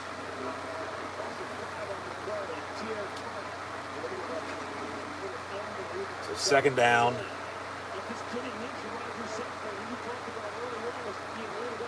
Second about 14, maybe 15. 2nd and 15 officially back at the 18 as the Vikings and Eagles take the field as well. Josh Allen Pass over the middle, caught by Dawson Knox right at the first down marker, and he'll get it first down Buffalo. Lashley has Rollins in the Masters lock.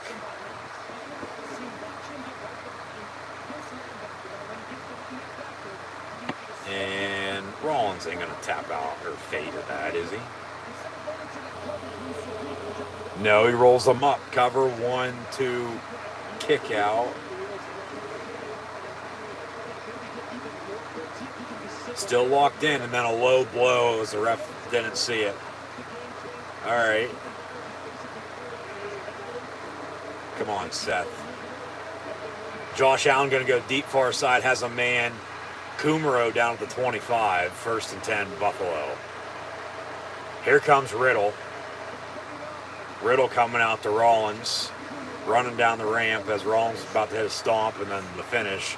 But the distraction is going to cause Rollins to lose because Riddle is ringside. Yeah, Rollins in the ropes and the spear from behind from Lashley. Cover 1, 2, 3, and Bobby Lashley retains his U.S. title.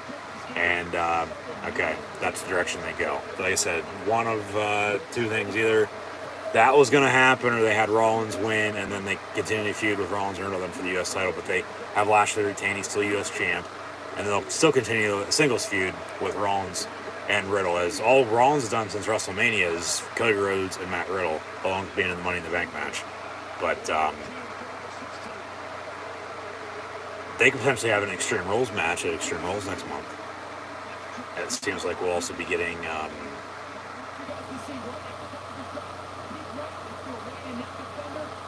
as they show some replays here. Yeah, I mean, figures, but oh well, what can you do? Predictable, to say the least. Bubble screen. Diggs going to be brought down at the 5. It'd be 2nd and 2 from there. And that'll take us to the 2-minute warning. They'll have 2 timeouts, up 3, 10-7, knocking on the door here. As, yeah, halftime and the start of this game going to be right on cue, it seems like. But, yeah, 2 minutes to play here on Monday Night Football in this first half. 10-7 Buffalo. Meantime, we're going to kick off in Philly with the Vikings and Eagles as well. So,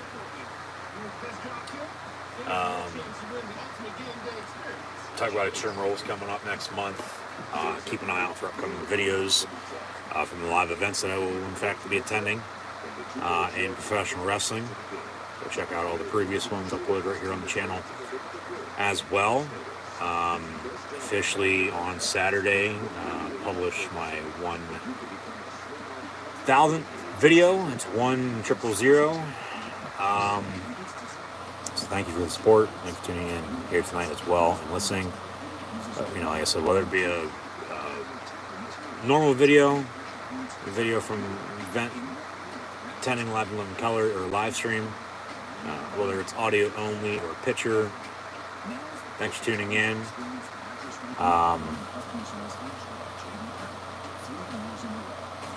Could have Bayley defeat Bianca Belair shortly by the end of the year, I still think, for the Raw Women's title. So we'll see how that shapes up.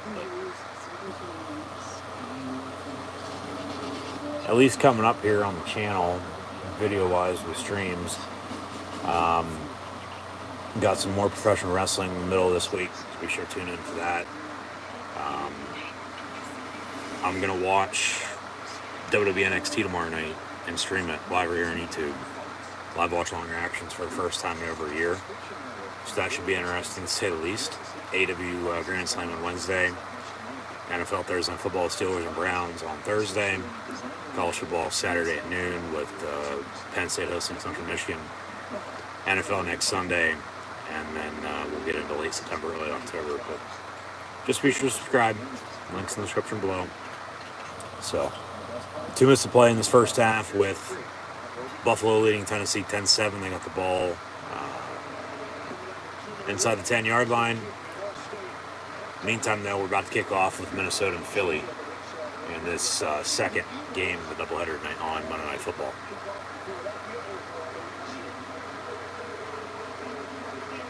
As they give us a split screen, and yeah, they're about to kick off. We see that as well here. Eagles with a new Eagles font, which just ain't cutting it. Even as a Steeler fan, I'm sorry. No. Sometimes, yeah, change is a good thing, but, sometimes when you change something, it doesn't need to be changed. As Josh Allen throws an interception, no, it's incomplete. It's going to cause a stir one way or another. It's like, don't touch it. I get something fresh, but no, just no. Don't. So, okay, incomplete in the end zone. We're underway in Philly as the Vikings kick off. We're going to have a short kick, fielded at the 15 on a bounce. Big sky kick. And about a yard or so on the return. So 1st and 10 Philly from around the 15, 16-yard line. We're going to have a penalty on the play, a late whistle, as the give was a Singletary. It looks like we're going to have a false start on Buffalo, though, and they'll replay the down. So, let's see what the flag is here. Legal snap. 5 yards, I'll replay it down. Okay, Jalen Hurts 1st and 10 for Philly. Try to watch both these games out at the same time. From the 18 to begin the game. Empty set, 5 wide, far side. It'll be caught. Devontae Smith, former Alabama teammate of his, for about 3, maybe 4 yards. 2nd down. 3rd and 6, though, for the Bills here from the 9. Speaking of empty set, Josh Allen out of the gun. And over the middle, caught Dawson Knox, who's going to be about a yard short, maybe 2 yards short. Yeah, his knee was down. I don't think the ball was across that, of course, invisible line for 1st down. It'll be 4th and 1. Another 4th and 1 inside the 5 for the Bills. And they're going to go for it again. I mean, I don't mind this right before halftime, a minute 20 and counting to play, but at the same time, I'm just trying to draw them off sides. You don't get it. Yeah, okay, you're going to make Tennessee drive the length. Well, Tennessee just jumped off sides, and that's a clear offsides. They're going to call false start on that. And that'll be an automatic 1st down for the Bills, 1st and goal. Still 2 timeouts in a minute 7 before halftime. They should, you would hope, be able to punch it in now and go up 16-17 to 7 at halftime. Philly with a run out past midfield. Actually, they say no offside, as now the Bills called a timeout. So it's still 4th and 1 Buffalo. You gotta be kidding me. Are you serious? No, they're trying to draw them off, and they did. And then they get the timeout, but oh man, that sucks. Another 4th and 1. You go for it again, or you're gonna kick it now. And these fans are probably thinking the refs are screwing the Bills right now, and rightfully so, the way this game's gone. Josh Allen likes the play call, whatever it is, so we'll see what they do. But Bailey driving, damage control, her and Dakota and Io with some confetti to the ring in a golf cart, I might add. Now they're giving us a split screen for both of these games on ESPN. We're watching on ABC here. Philly 3rd down. 4th and 1. Buffalo going to go for it here again. Pump fake. Comes back over the middle in the end zone. Caught. Touchdown Bills. Stephon Diggs. And as he hits the gritty, and they go back up 9. Make it 10 with the extra point. And Josh Allen now with 2 passing touchdowns of the night, along with a Bass field goal, and Buffalo, as they're giving us a split screen on ABC of the 2 games now as well. So they're trying to keep people intrigued, maybe, channel surf, flip back and forth. But, I mean, well, we're watching both at the same time. So Yeah, 16-7 Bills. They convert even after all that. Once again with the penalties and timeouts. And 6 points is making it a 10-point lead with the extra point now. 17-7, so seems like all is good now. 17-7 Bills with a minute to play in the half. Tennessee getting back with 2 timeouts. 3rd and 13 from midfield for the Eagles, though. Left to right, and pass caught.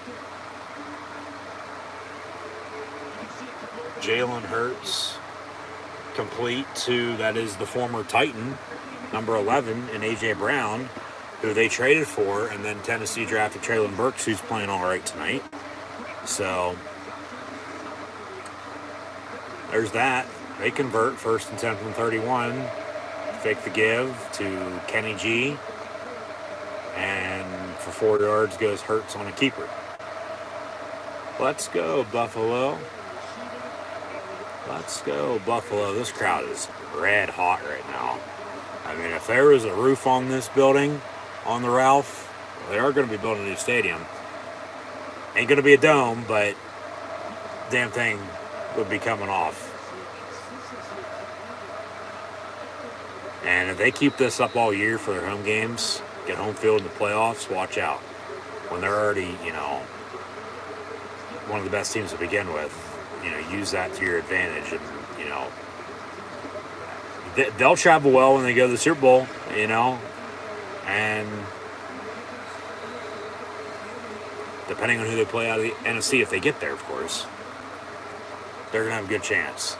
Because Buffalo is a good team, and they've been down in the dumps until Josh Allen arrived. From the 25, 1st and 10.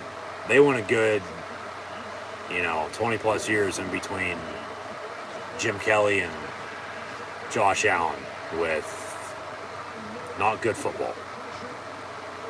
Tannehill gets his, he throws, it's incomplete. Jalen Hurts rolls out near side. That's caught by number 3, Zach Pascal. Jalen Reagor, the former Eagle receiver, who Philadelphia drafted in front of Minnesota, who took Justin Jefferson. They traded to Minnesota, so now he's a Viking playing against his former team tonight. That pass caught by Dallas Goedert. 1st and goal, Philly inside the 5. There's the split screen. But in the meantime, 2nd and 10 for Tennessee. And that's a 1st down for about 12. Got an injured Bill defender down on the field. Here we go. 1st and goal from the 4 for Philly. Jalen Hurts going to keep it for himself and dives across the goal line, so to speak, into the end zone. Touchdown, Eagles. And yeah, those end zones with the new Eagle font, just, no, he needed to go back. That's like basic Word font. They're like the 2nd or 3rd best. As it was caught by Burks, 1st down, Tennessee. So 1st down, Titans, touchdown, Eagles. Bailey's getting interrupted by Bianca Belair, along with Alexa Bliss and Asuka. Another injury here. Extra point, though, by the Eagles will be up and good. 17-7 Buffalo on top of Tennessee. 7-0 Eagles. However, they got a flag at the end of the game, and they'll have to re-kick.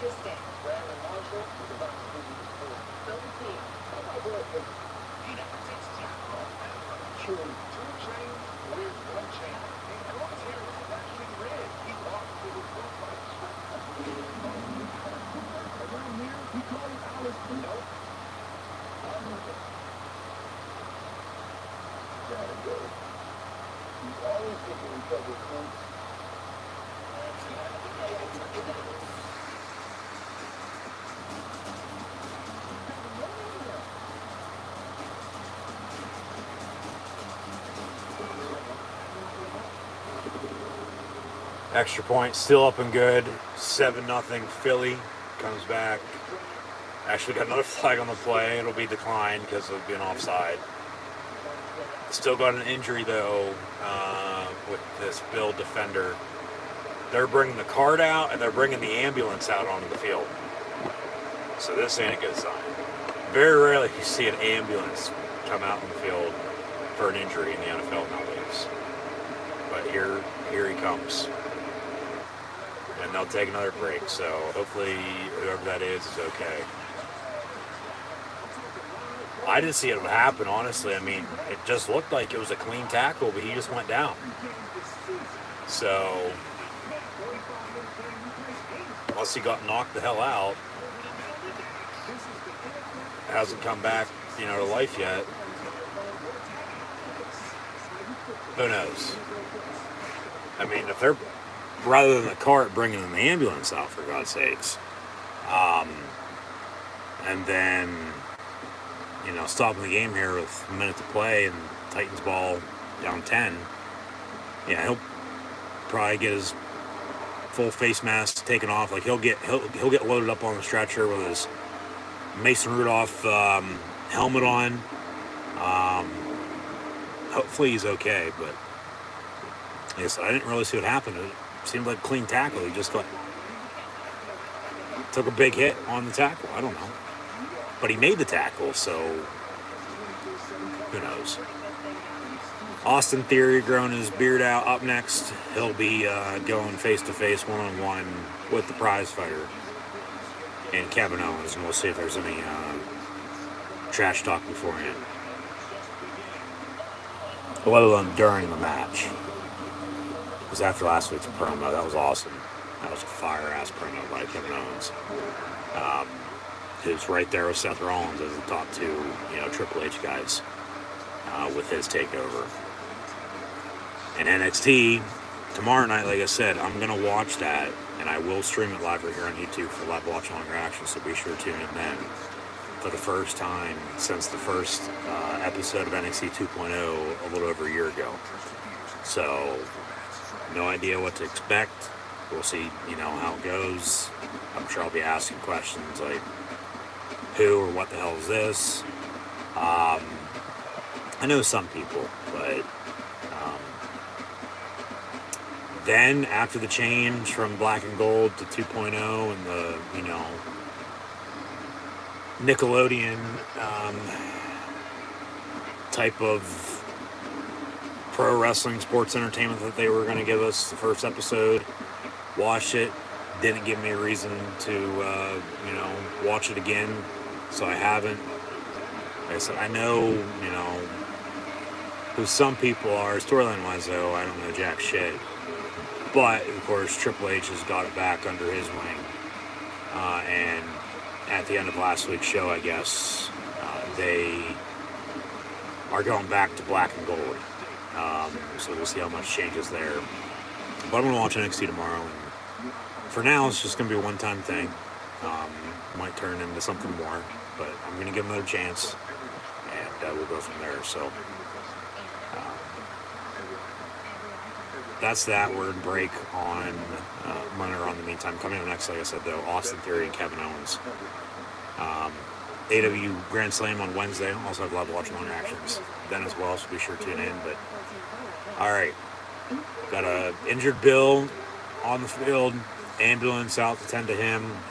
Meantime, as they lead 17-7 over the Titans, Minnesota getting the ball for the first time tonight at Philly, down 7-0. First and 10, handoff. Dalvin Cook, nowhere for him to go.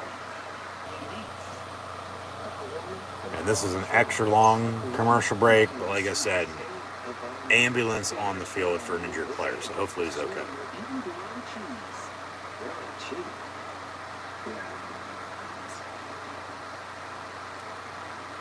And ambulance still on the field. Aerial shot. Okay. What do we got on the update? Dane Jackson. Very quiet. Yeah, hopefully he's okay. Once again, Dane Jackson, everyone down on the ground. The ambulance was brought out immediately as soon as it was signaled for, and then he's been loaded on it. So we'll continue to He's watch been that. loaded up, but now as the ambulance is going to drive off, like I said, hopefully it's okay. When they go to halftime here, when we get first half stats and scores, of course, keep an eye on this Viking-Eagle game as well, because they're not going to show replay. We're going to rewind and see what the hell happened, because he made the tackle and he went down. And like I said, hopefully he's okay. Like I said, they also said they'll have more when they know it, so, relay that. But this crowd, up 10, you would think they'd feed off of that. Play for him now. Just hopefully he's not paralyzed. 1st and 10, and with 45 seconds to go in the half, one of the worst times to have an injury occur. Right before halftime or right at the end of the game. But 1st and 10, Tennessee from the 37. Tannehill gets sacked. And we'll see what Tennessee does here. I mean, the play clock and game clock are synced up together at 30 seconds now. So,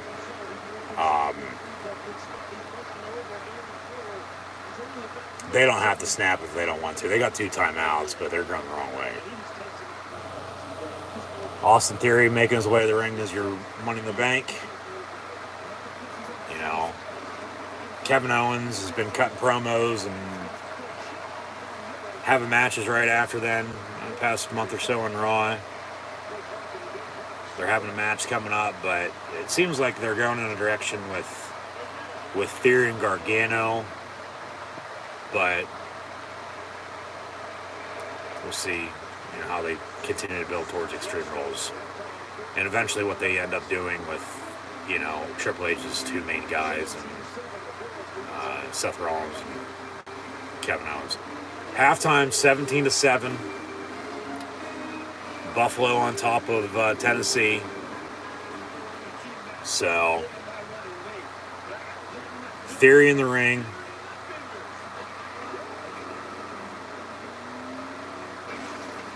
And here comes Kevin Owens. We'll see if he has anything to say beforehand. If so, we're going to turn the volume up and see what he has to say. We're also going to check out first half stats, preview NFL Week 3 next week, rewind to see the injury because they're not going to show a replay. Doesn't look like Owens is going to talk, so we'll just let this match continue.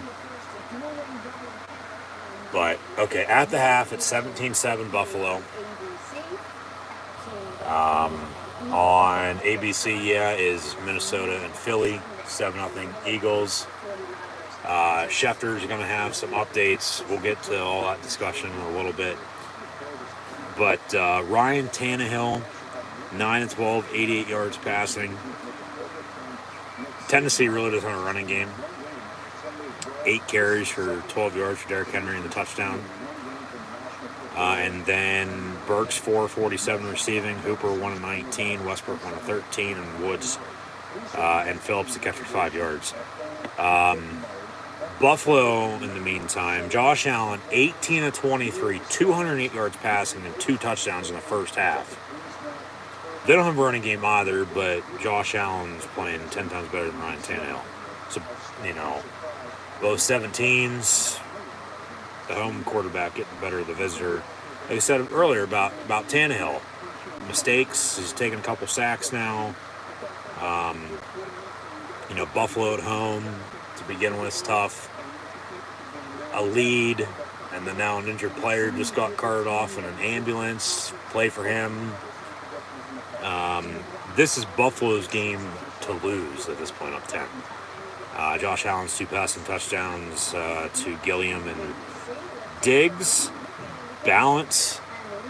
As they're going to give us a live look-in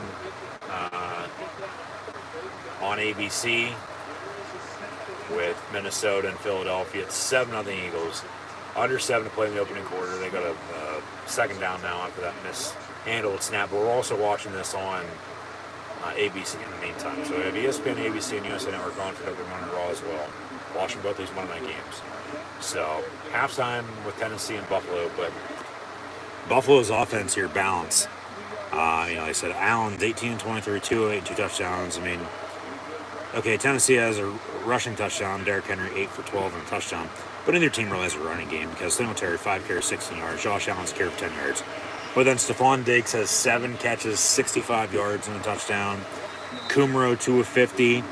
Dawson Knox has 4 catches, 41 yards. McKenzie 1 of 28. And then Reggie Gilliam has 2 catches, 17 yards and a touchdown. I guess we'll stick with this live look-in with Buck and Aikman with the Vikings and Eagles as we're watching it, already to begin with. But right before they, give us back to Tennessee Buffalo, take us back to Orchard Park, we're going to rewind and see exactly what happened on that injury, because it looked like it was a, basic clean tackle, and then he just got knocked out or something. I have no idea. And he was down, and they bring the ambulance out for him, and hopefully he's okay. There's a penalty on that play, pass interference on the Eagles, so offensive pass interference, 15 yards. They'll replay the down, but I don't know about that. But all right, whatever. This officiating tonight's been trash, to be honest with you. That's nothing. Come on. Yeah, that's not a good call at all. Aikman's right. That's bullshit. But we're also, of course, once again, going to preview NFL Week 3 for next week as well. That'll begin on Thursday night. And if it comes down to it and we don't get to it until the end, we'll save it, like we did last week until then too. So Hurts going to go down the sack at the 13, so they'll punt, and Minnesota getting the ball back. Still down 7 here. 7-zip Philly with 5:05 and counting to play in the first quarter. So they're going to take us back to halftime for Titans-Bills. In the meantime, still watching Vikings-Eagles, and Philly's on the punt, and then a commercial break in the match with Austin Theory and Kevin Owens on WWE Monday Night Raw. Just once again, thanks for tuning in and listening. As always, I'm your host, Encyclopedia Sports, Cool and Luke 96. Be sure to like, follow, and subscribe on social media. Links in the description below. Thumbs up button. Share. Check questions, comments, super chat, super sticker, super likes, super thanks. Always greatly appreciated. In the meantime, we're going to rewind this, go back to that injury, and see what the hell happened. And then we're going to, try to preview NFL Week 3. But like I said, we'll probably hold off and save that till the end. And then once this game goes final, we'll have final stats and scores of Titans-Bills, 17-7 Buffalo at halftime.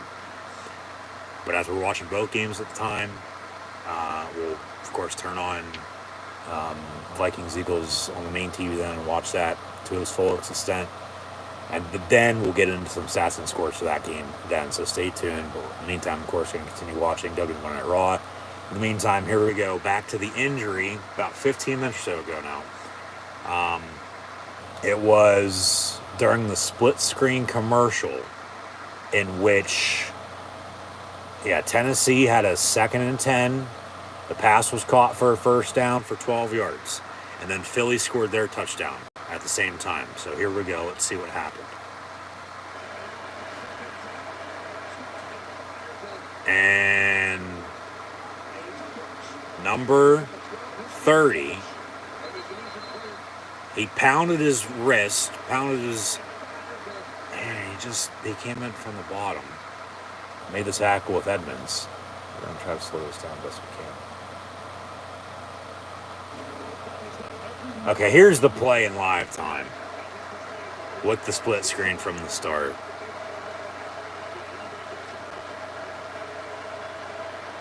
And it's once again number 30 for the Buffalo defense.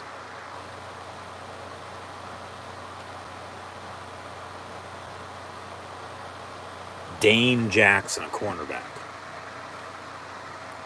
I don't know anything about Dane Jackson, so Let's look him up.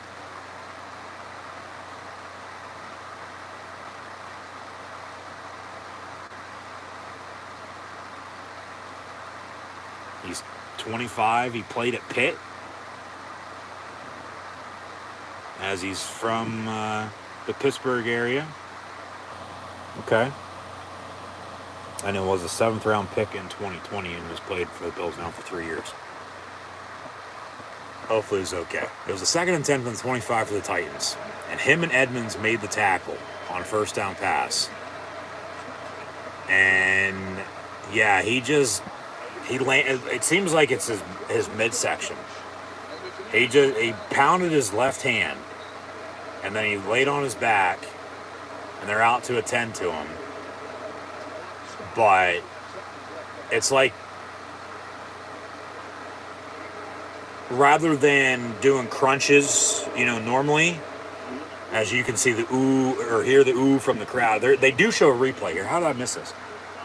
Yeah, Burks made the catch, but then he got pushed back, and then helmet to helmet. That's what it is. Edmonds with friendly fire, a helmet to helmet hit. Crown, his neck got bent the whole way fucking back.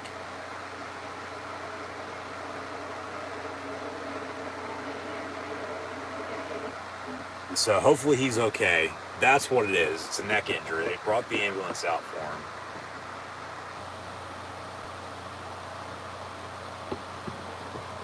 And as we're still at halftime, it looks like. Back to live time, live TV. Got a commercial break. Okay, so yeah, we're still at halftime. Hopefully he's okay. But yeah, friendly fire. He got hit pretty good in the head. Helmet to helmet hit. Neck went the whole way back. So that's why, of course, they brought the ambulance off. So like I said, once again, hopefully he's okay. He ain't going to be coming back tonight, I guarantee you that. He probably won't play for a few weeks at least, if ever again. But that's that. So, okay, at least we, saw that then. In the meantime, as Philly had to punt, Minnesota gets the ball back, and they have to punt again. So Eagles lead 7-0 with about 3.5 to play in the opening quarter. And Owens basically to theory, hey, you'll never learn, kid, will ya? Pop-up power bomb, no. Stunner, no. Theory with a left hand. Owens down on a knee. Here's a suplex, no. Owens with a super kick. And going to go up top, and they're going to give us some first half highlights, and we're going to begin the second half here momentarily. Top of the hour, 9 p.m. Eastern Time.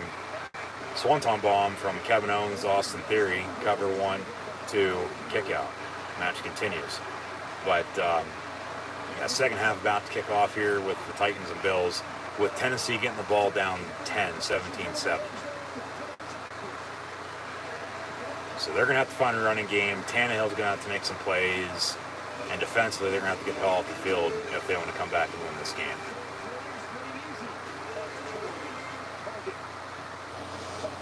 So here we go. Second half about to kick off.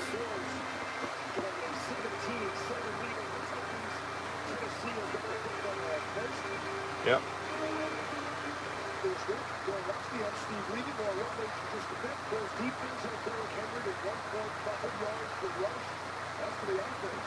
Looking for 4 yards and 34 yards. There's been no sacks, no turnovers. And we talked a little bit in the opening about can they run the football. And if they're capable of doing it, what's it going to do to fill this line of baskets? We saw that in quarters. This is actually going to be the first to his business here. Look at passes there. I mean, I think we know what it's going to be.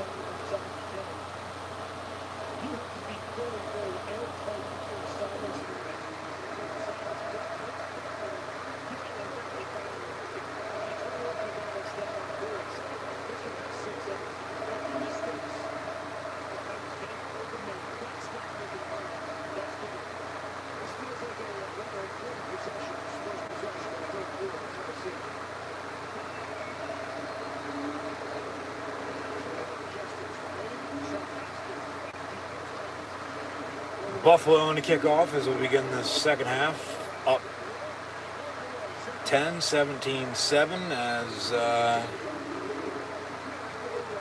their stampede.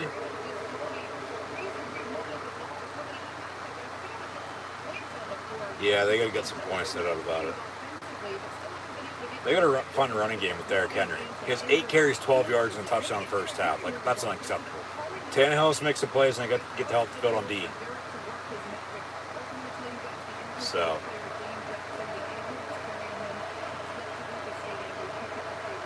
Okay, the ambulance is still at the stadium. They haven't taken the hospital yet, but from the 25, 1st and 10 to begin this third quarter. Now Tannehill under center. Fake the give to Derrick Henry. Pass. Incomplete. 10 for Hooper. Would have been good for about 9 yards. Second down and 10.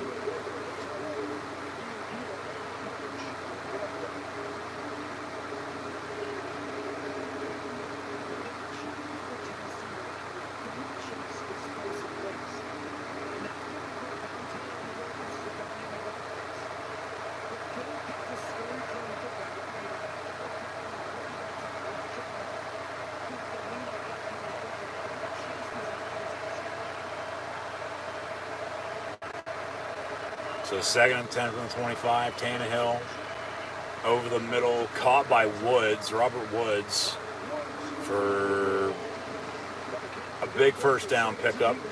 Yeah, about 18, 20 yards. A former Bill on the reception. Played at USC. Played for the Bills, played for the Rams. Now he's a Titan. So from the 42, 17 officially on the game, 1st and 10.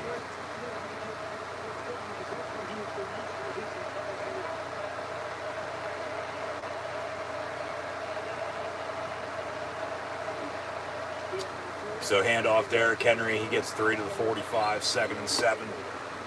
Eagles ball, 3rd and 5 from the 23. And Devontae Smith first down at the 30. Yeah, X-rays, CAT scans. Movement after a neck injury. Okay, that's a good sign.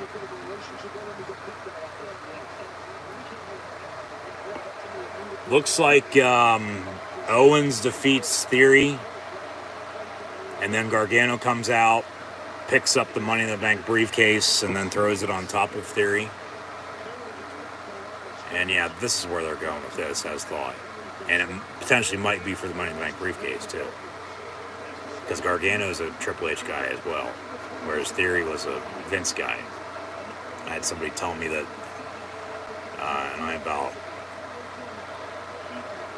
lost my shit when they told me, jaw dropping, like, what the fuck, like, seriously? I can understand it to an extent, but you really want to compare, WWE and AEW together, but then, yeah, I had somebody tell me that, they think right now and in the future, that's a late hit. No penalty, incomplete on deep ball, 4th down, Tennessee going to punt to begin the third quarter. That Austin Theory is a bigger star than MJF, and I'm like, no way in hell. Like, you're just kissing ass. But, hey, Brett has their own opinion. It is what it is. But, I guess they dropped an Easter egg of some sorts with some Jefferson Airplane once again tonight. Whether it's Cross and his lucha history or a return from Rotunda, who knows. But okay, Tennessee punts, 1st and 10, Buffalo, 12:44 to play in the third, up 10, 17-7 still. We just had a video package for what Rollins and Earl have been doing recently. And Riddle now getting interviewed backstage. No, but yeah, it looked like Owens beat, I didn't see the finish, Theory. And then Gargano came out, and then the Money in the Bank was dropped below the waist. And yeah, as expected, they're going to go that route with those two. But, it still might not be, though, as well, for the Money in the Bank. Just depends. But Theory's still a star. He's a damn good heel. He gets under your skin very quick. He's good at what he does, but him compared to MJF, I don't know about that. That's a little far to reach. But once again, everybody has their own opinion, so I'll leave it at that. But, up next on Raw, we're going to take a look back at Logan Paul challenging Roman Reigns at Crown Jewel. So this, of course, happened on SmackDown Friday night, and then they had a press conference in Vegas on Saturday afternoon, and they made it official for Crown Jewel. It'll be Roman Reigns defending against Logan Paul, as Reigns will return to SmackDown this week, as they'll be in Mormon country in Salt Lake City. So, yeah, Logan Paul ain't fucking winning, I can guarantee you that. You know, him and his brother Jake, okay, they're, you know, popular, but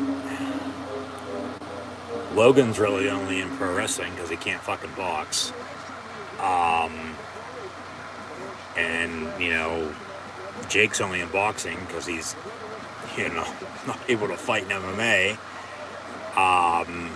And they talk a lot of shit, but, you know,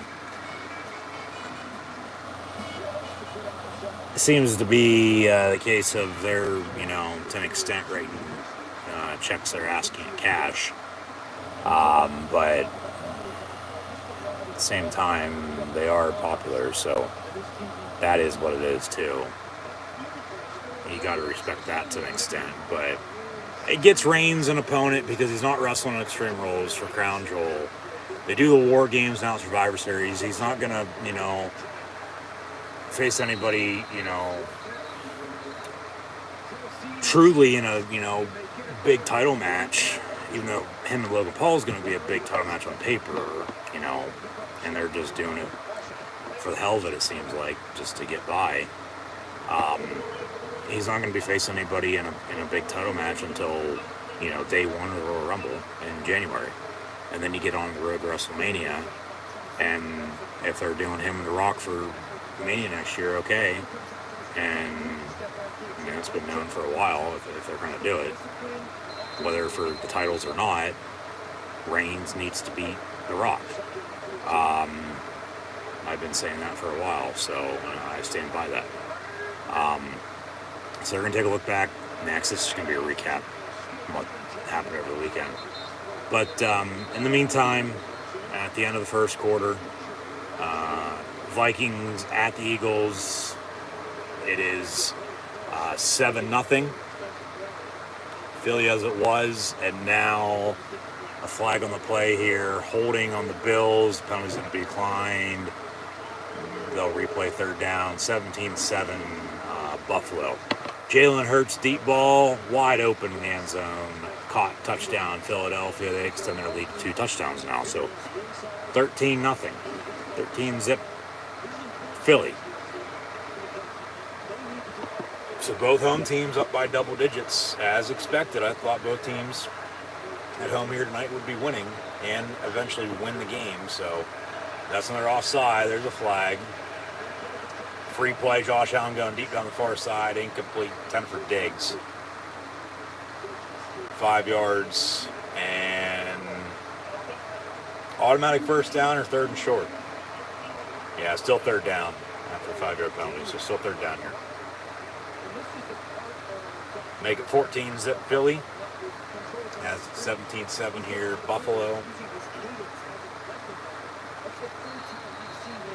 Yeah, Allen with his hard count, it's up there with what Rodgers is doing and has been doing, along with a few others. Tom Brady, Roethlisberger was pretty good at it.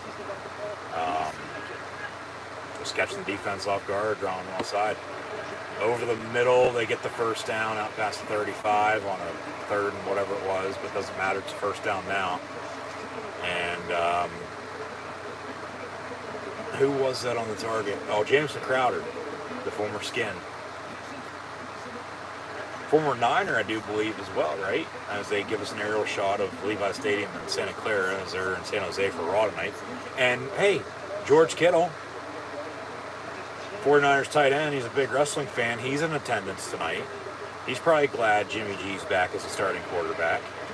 He didn't play yesterday, but he's in attendance front row, and he's wearing an old school HBK t-shirt. There he is.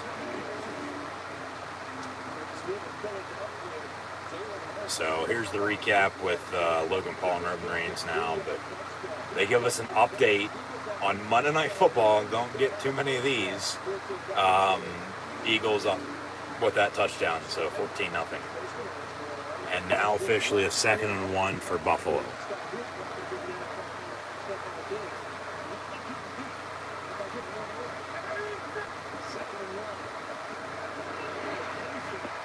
Stephon Diggs on the catch.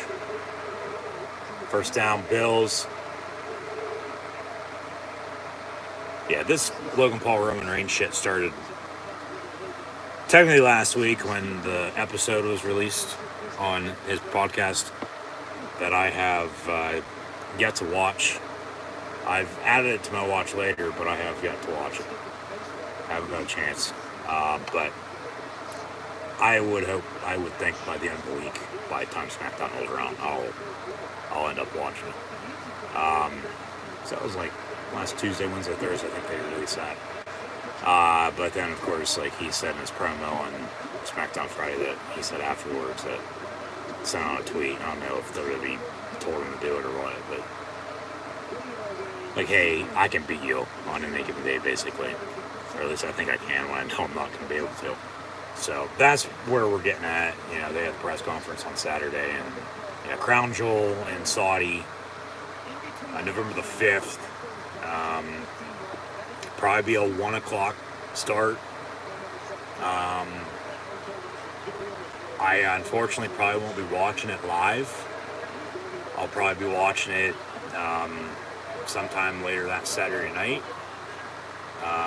Because Penn State's at Indiana that day, and it'll probably be a noon or a 3:30 game. Deep ball in the end zone, caught touchdown Buffalo. Stephon Diggs with a 2-touchdown night and over 100-yard receiving. As Buffalo's putting it on Tennessee now, 23-7. That was officially from 46 yards out. 10:18 to play in this third quarter. Josh Allen, as he was responsible for all 4 touchdowns last week, and then Bass with a field goal, 31-10 win at LA to start off the year against the defending Super Bowl champs. Josh Allen Knight also responsible for all 3 touchdowns thus far, and a Tyler Bass field goal. So 23, make it 24-7 near the extra point at home on top of the Tennessee Titans on Monday Night Football. Phillies up 14-0 on Minnesota early second quarter as they show off the graphic for Crown Jewel Roman Reigns versus Logan Paul for the undisputed WWE Universal Heavyweight Championship. That'll be November the 5th. We'll see about a start time, like I said, for that. Probably 1 o'clock, if I'd have to guess. 12 noon, 1 o'clock that Saturday afternoon, November the 5th. Unless they, change that official date, maybe have it on a Thursday like they've had it the past couple years. Then at that point, I should be able to watch it live. But like I said, on Saturday, with upcoming streams, there might be a few scheduling conflicts for a few things. At least to start watching it live on time. Might pick it up, later on in the day or a day or two, maybe even a couple more days than that later. And then also, of course, upload some videos and whatnot, as always. So figure it out then, but just, of course, FYI ahead of time.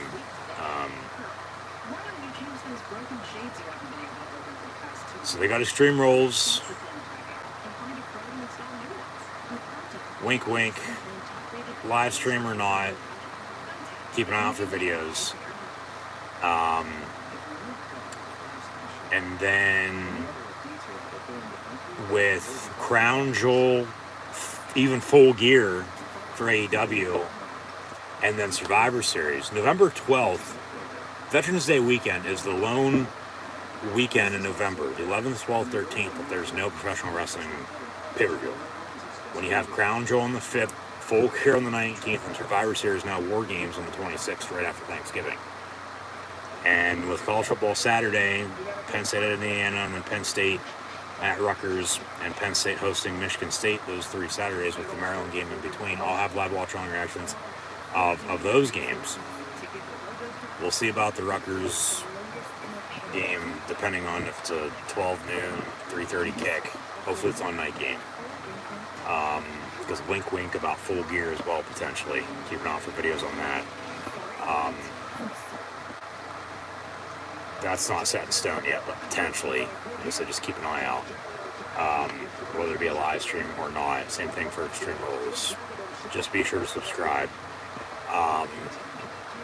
And then with that weekend, yeah, that might be around the time, like I said, a day or two, even a few days later, to still stream at the end of all of it. So, like I said, then we'll figure it out, but just FYI ahead of time. So, this crowd's hot as it's been all night. Titans getting the ball back on their turn from the 5, and out to the 23 they go. 1st and 10. So let's go Buffalo. They're up 24-7. 1st and goal though for Minnesota at the 2, down 14, under 10 to play in the first half. And Kirk Cousins pass caught, touchdown Vikings. They cut the lead. Got a promo back and forth on Raw in the meantime, which will lead to a match, it looks like. But I'll leave it at that. Just be sure, as always, to like, follow, and subscribe on social media. Links in the description below.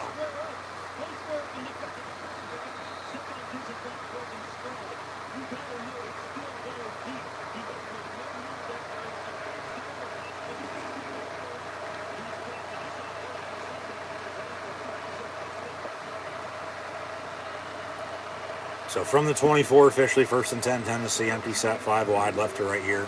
10-12 to play in the 3rd. They get to Tannehill, but he gets rid of it, and it's incomplete. 10 for Treylon Burks, who's his go-to number 1 target, it seems like. No A.J. Brown, of course. They dealt him to Philly, and then they draft Burks to replace him. He's had a big game. But, I mean, other than him, it's Robert Woods at receiver. Josh Gordon's active tonight, but I haven't seen him out on the field. And be targeted. Derrick Henry has, 20 yards rushing, if that. Hooper at tight end has a couple catches, but, yeah, this Tennessee offense not looking good here tonight. As they started out 0-1 with a loss at home last week to the 2-0 Giants now as well. They kicked a potential game-winning field goal. Titans did last week, but they missed it, so they lost. And now they're getting routed on the road in Buffalo. And a handoff Derrick Henry, but they bring him down the backfield for a loss. So they have nothing going at all.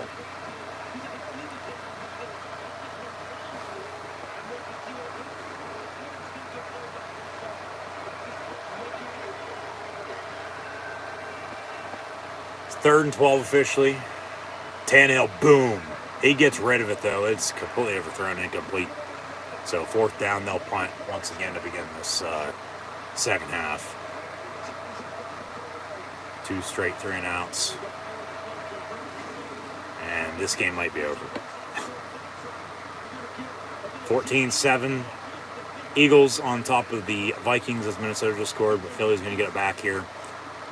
We honestly, by the time this game finishes up with Tennessee and Buffalo, we'll probably either be just coming out of halftime or early mid-3rd quarter, I bet you, with Minnesota and Philly. Because we got another quarter and a half here to play.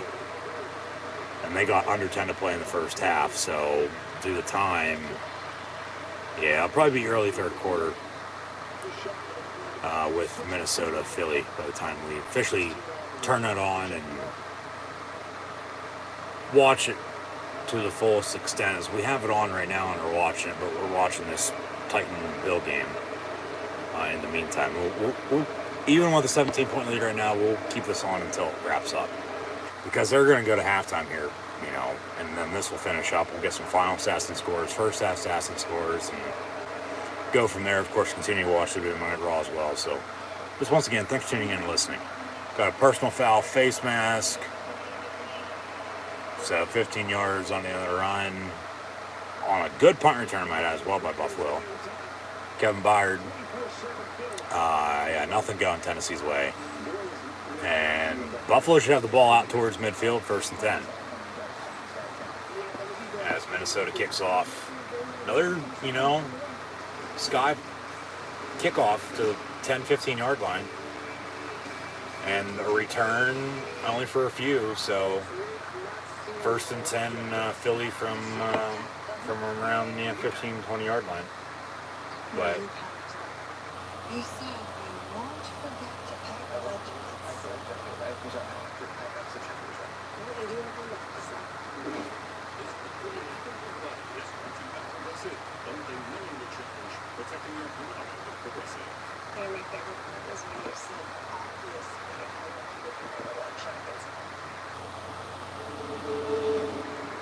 Philly from the 16, 1st and 10.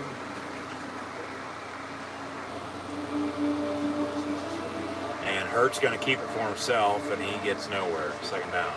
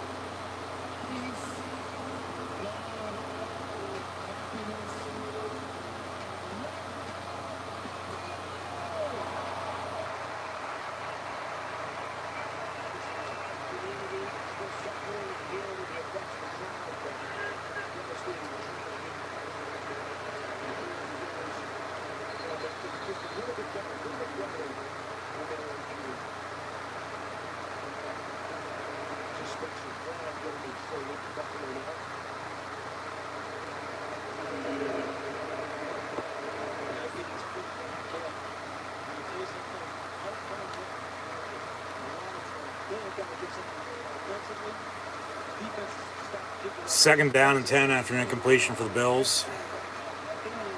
Up 17, 24-7, 9-10 to play in third, just not tuning in. And a 1st and 10 for Philly, up 7, 14-7, 7:47 counting play in the half. McKenzie on the reception. Be close. Be 3rd and short, looks like. And we got a tag team match in WWE Monday Night Raw. So thanks for tuning in, and be sure to like, follow, and subscribe on social media. Links in the description below.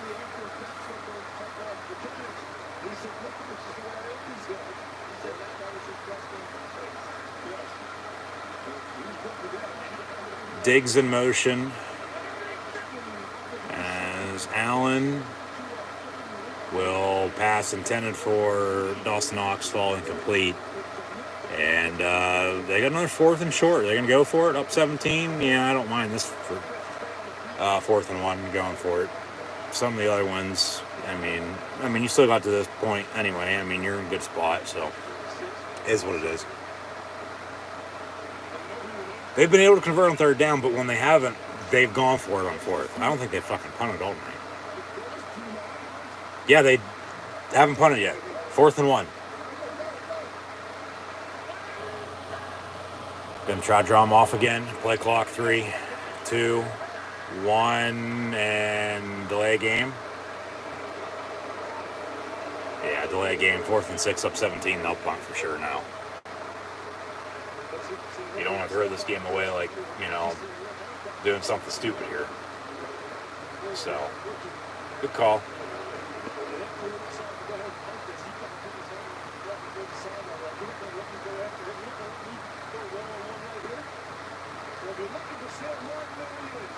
The The Bills have not punted in 4 of their last 6 games, including the playoffs. First team since the NFL began tracking punts 25 years ago. Are you kidding me? What? So he hasn't punted since muffed punt, and the Bills are going to recover at the 20. Wow. 1st and 10, Buffalo from there, knocking on the door in the red zone. Special teams, turnovers, I mean, talked about it earlier. And Tennessee's just letting this game get away from them now at this point. This game's over. They score again. I mean, even with a field goal up 3 scores with a quarter and a half still to play, but go up as he called for fair catch, but then muffed it. Buffalo's all over it. Score again. You're up what? 3.5, 4 scores. I mean, Tennessee's going to be wishing this game was played either 7 years ago or 7 years from now, or not at all. And man, just Buffalo's clicking on all cylinders again tonight, looking like the team to beat. Yeah. So, yeah, when was the last time he would have punted then? Because he hadn't punted in 4 of the last 6 games, including the playoffs. And they played 2 games in the playoffs, 2 games thus far this year. So probably what, around Christmas? 1st and 10, Buffalo from the 20. Well, you can't turn the ball over against anybody and expect to have a chance to win, especially when you're losing by this much. Pass incomplete, 2nd down. You don't want to turn it over at all to begin with. Just stupid. And they don't have a running game. They're being stopped by the Bill defense left and right. Tannehill's no Josh Allen, even though he wears 17. But I think we all knew that anyway. And Tennessee's starting out 0-2. How short's the leash going to be for Tannehill with Malik Willis backing him up? Have him make some plays potentially.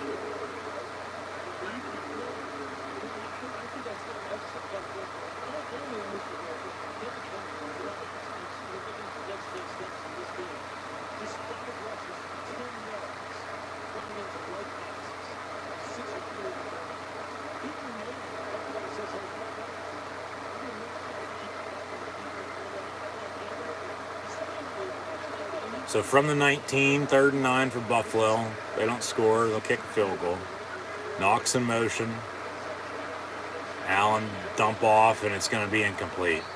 Batted down, almost picked off, incomplete. 4th down, and here comes Bass for another field goal to make it a 20-point lead with 7:30 to play in the 3rd. 6:15 to play in the 2nd quarter. 2nd down to come from Minnesota after a bubble screen completion. And a 2nd and medium, looks like, as they actually show a replay on ABC of the muffed punt, and then back to a split screen, and then a Viking couple-yard gain, 3rd and 2. So, no, it's not over by any means necessary, but this game's over because Tennessee hasn't done jack shit. And from 37 yards out, it's up and good. 27-7 Buffalo on top of the Titans. And I mean, yeah, you got a quarter and a half to play still, but I mean, the way they're playing, just until they show me that, or show us in general that, as Mike Vrabel's like, oh God, like what the hell is going on? Like, how is this happening? Like, we're better than this. Like, this game should be a lot closer than what it is, because we're as good as them, if not better, basically. That mindset. And, they are, but, Buffalo, as both these teams have been in good positions over the past few years, Buffalo's, really good. And, we've known that. They sort of got screwed in the playoffs last year. They're, a Super Bowl favorite this year. And whether that's a good or bad thing, they're still going to go out and play their game. It doesn't seem like they're worried about it. They're not listening to any outside noise. And rightfully so, because you don't need to. Just go out and play your game, and hopefully you're, in at the end, basically. Don't do anything stupid. Not nothing like, Tennessee's done tonight. And that's why Buffalo is the lead, because they've clicked on all cylinders, it seems like. And it should be a good game next week with the Bills and Dolphins. Because Miami's looking pretty good right now, but it's still early. I'd like to hear some talk about Miami once they start losing a few games here. If they're, still going to be in it towards the end of the year. But at the same point in time, that conversation goes for anybody right now because it's only week 2. It's still going to be a lot of overreaction. It's a long-ass season, 18 weeks, 17 games. And, of course, you just always hope to, be right there in the middle of the pack, hopefully, because you don't want to be, undefeated early unless you're running the table. And you sure as hell don't want to be winless, because you start 0-2, that percentage, to make the playoffs ain't good. Talk about Tennessee and the AFC South. Well, they lose tonight, they'll be 0-2. Indy, the other favorite, in my opinion, in that division, is 0-1-1, with Jacksonville and Houston at the top. And yeah, it's a long season. It's one game. Like you keep fighting, and you go from there. Just hopefully this doesn't become a trend if you're on the wrong side of it, because then if so, you're in trouble. But you don't want to get too comfortable either. You want to be right there in the middle of the pack. You do. So they say the best chance to win the Super Bowl: the Bucks, the Bills, the Pack, and the Chiefs. 20, 13, 12, and 10% respectively. Hell, that doesn't even equal 100%. So that's only 4 teams taking up, 3/4. But it's a nice jacket. All the NFL logos. Bills on to kick off. 27-7 Buffalo. 7.5 to play in this third quarter. Titans getting it back, but until they find a running game here, Tannehill makes some plays. They're going to have to get a turnover or something on defense. They're going to have to stop Buffalo. Like I said, get the hell off the field on D as well. They haven't been able to. Now they trail by 20, and this game, could get out of hand here before too long. Could get ugly. I think it's over as it is. Even though it's a 60-minute game, not over until it's over until 0-0 o'clock at the end. But, the way Buffalo's playing, the way Tennessee's playing, I think we've seen enough in this game. It's going to go to Buffalo. Just depends on what the final score is. Unless Tennessee makes some plays here.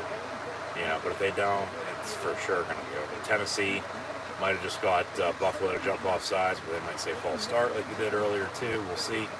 But 5 minutes to go in the first half.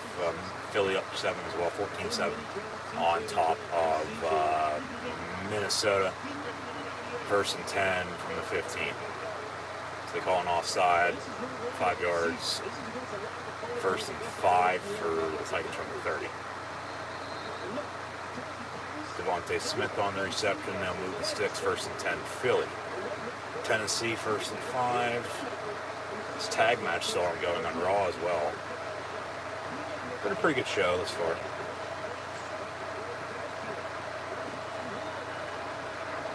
Derrick Henry on the give. 3 yards. Cloud of dust, 2nd and 2. They bring up, okay, Derrick Henry or as I brought up, them not having a running game, gets the carry there for 3, but make it 2nd and 2. They say, where's, Austin Hooper and tight end, because, you have Burks and Woods as your 2 receivers. Hooper's your tight end. Where the hell is Josh Gordon at? You said he was active tonight. He's playing, but he hasn't been out there, and he hasn't been targeted at all. So, who steps up for Tennessee as that ball's picked off at midfield? And Buffalo on the return for 8. They might roll him down at midfield. There's another turnover, though. Looked like the blue meanie.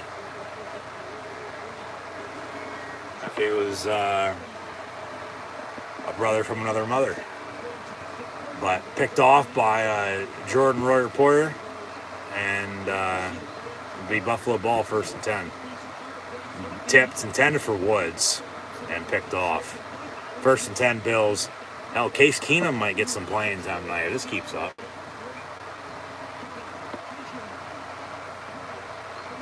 Yeah, this game's over. So 1st and 10, Buffalo. Talked about, Tannehill needing to make plays, not any mistakes, doing too much. I mean, that was just tipped, but still picked off. And he gave it back to him. So, and down 20, yeah, ball game. Diggs in motion. 1st and 10 Bills from 49 officially. Handoff. They'll run it. Yeah, Zach Moss. He gets inside Titan territory down 33 for a good 20-yard run. 1st and 10 Bills.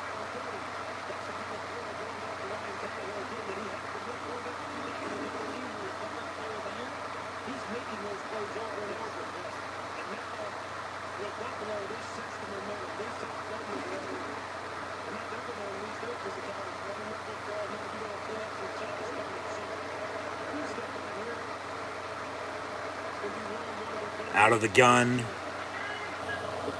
Josh Allen, pass complete to Diggs. Maybe a face mask. There's a flag. Right in front of Mike Vrabel, too. He's not happy.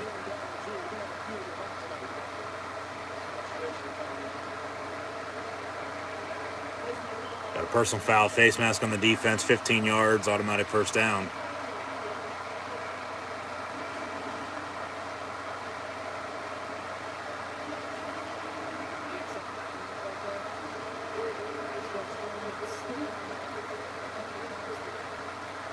Jalen Hurts with a big run, reaches for the goal line. That's a touchdown.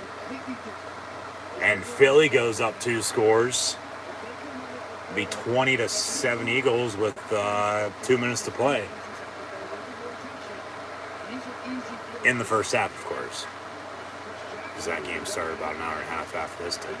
Josh Allen, pass intended for Cook. Where's the penalty on that? They're just going to say he fell down, nothing, let him play, incomplete, 2nd and 10. It hurts with a big rushing touchdown. They tried stripping him. Tried pushing him out of bounds. That's a touchdown. Yep, touchdown Eagles. And Philly's rocking right now. They're going to fly Eagles fly on their way to victory. EAGLES. From the 14, Josh Allen, pass over the middle, caught, touchdown, and Stephon Diggs with a 3-touchdown night tonight. Not 1, not 2, but 3 receiving touchdowns by Stephon Diggs. Josh Allen responsible for all 4 touchdowns with 4 passing touchdowns, and they have 2 field goals. So 33-7 Bills with 5:34 to play in the 3rd, and this game is for sure over now at this point. They'll just run the ball the rest of the way. Put Case Keenum in. Tennessee might want to think about putting Malik Willis in and get him some, playing time. Because you're not coming back from this. Here's the extra point, and Philly's putting it up on Minnesota right now. They're not even at halftime. Jalen Hurts, I think if he's not responsible for all 3 Eagles touchdowns, he's good for 2 of them on a deep ball for 50 yards and then that rushing touchdown. The first touchdown might have been a handoff. As Buffalo and Philly are strutting their ways to big leads right now and potentially big wins on Monday Night Football. So, yeah, slant over the middle, Josh Allen to Stephon Diggs for the 3rd time tonight. So, congrats if you had Stephon Diggs, and, well, better luck next time if he didn't, or you're up against him in, any situation. But let's go Buffalo, and, yeah. The Bills through 2 weeks, from the games that I've seen, little and streamed, or just watched in general, the Bills by far are the best team in the league. And I think we knew that coming in to begin with, but they're actually going out and showing it. just on paper, they're playing like it too. So, another update. Yeah. 26-yard rushing touchdown by Jalen Hurts at the 2-minute warning, and touchdown. There's the NXT commercial for tomorrow. Be sure to tune in for live watch along reactions. I will be watching WWE NXT for the first time in a little over a year. Okay, so with that commercial, they go back to black and gold for the logo, but then the backdrop, it's still the color rush. Still the 2.0 graphics, so we'll see how much changes over the course of a week. Probably nothing at all, let alone how much is going to change in the future. If they're going to get back to how it was or not. I don't think it's ever going to be what it was. I mean, maybe to an extent it gets back to that, but I highly doubt that. But, one time only for now. See how it goes. And then, yeah, watch NXT and AEW tomorrow, and then on Thursday, NFL Thursday Night Football with the Steelers and Browns. Bills up 34-7, 5:16 to play in the third.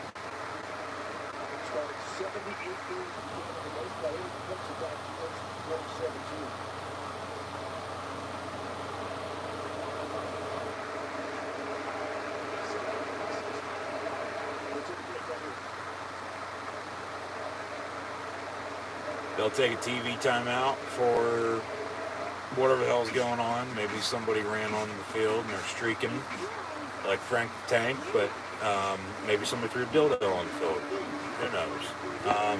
It's Bills Mafia. So 34-7, and we'll get back to it here shortly. Vikings ball, the flag on the play, they're down 14.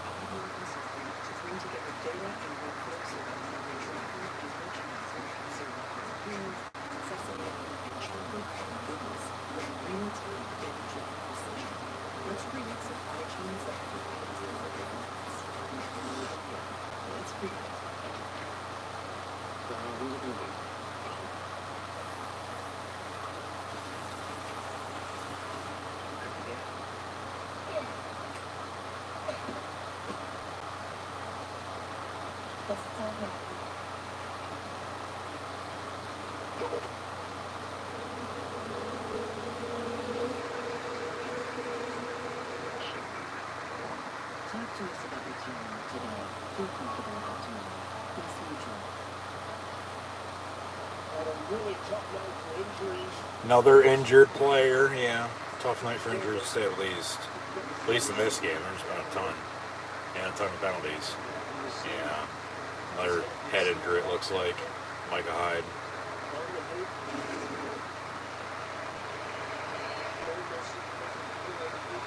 As he'll walk off.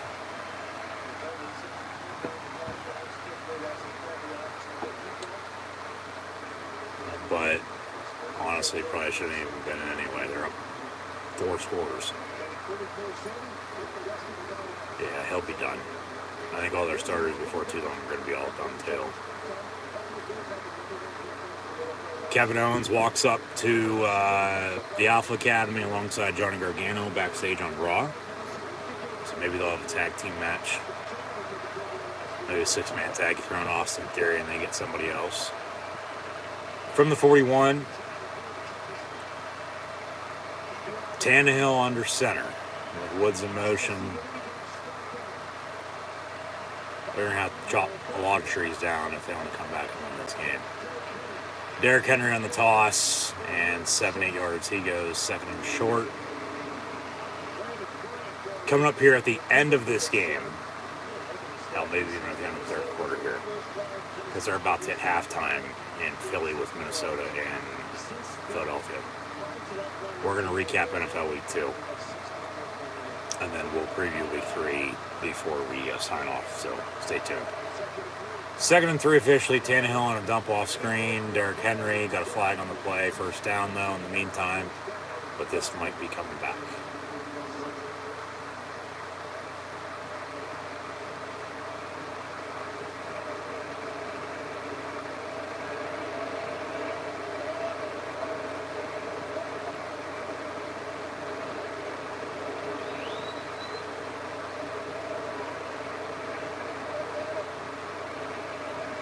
Pass interference on the offense. Yep. 10 yards, they'll replay second down. What do we got on wrong? The lights have dimmed. Everybody's got their lights out. Turn the volume up. No, it's Judgment Day. Never mind. Finn Balor. Damian Priest. Rhea Ripley as Dom Mysterio, Dom Guerrero's puppy, and Dominic as well. No more Edge, of course, but 2nd and long, picked off by Buffalo, and they're going to return this inside the 20. 15, 10, 5, touchdown Bills on a pick 6 with 3:49 to play in the third. They have now put up 40 on the Titans here tonight on Monday Night Football, 40-7. That's another turnover. It's a pick 6. And talk about this game being over 2 scores ago. Well, we've added 2 more scores on top of that, and this game's clearly over now. I mean, nails in the coffin.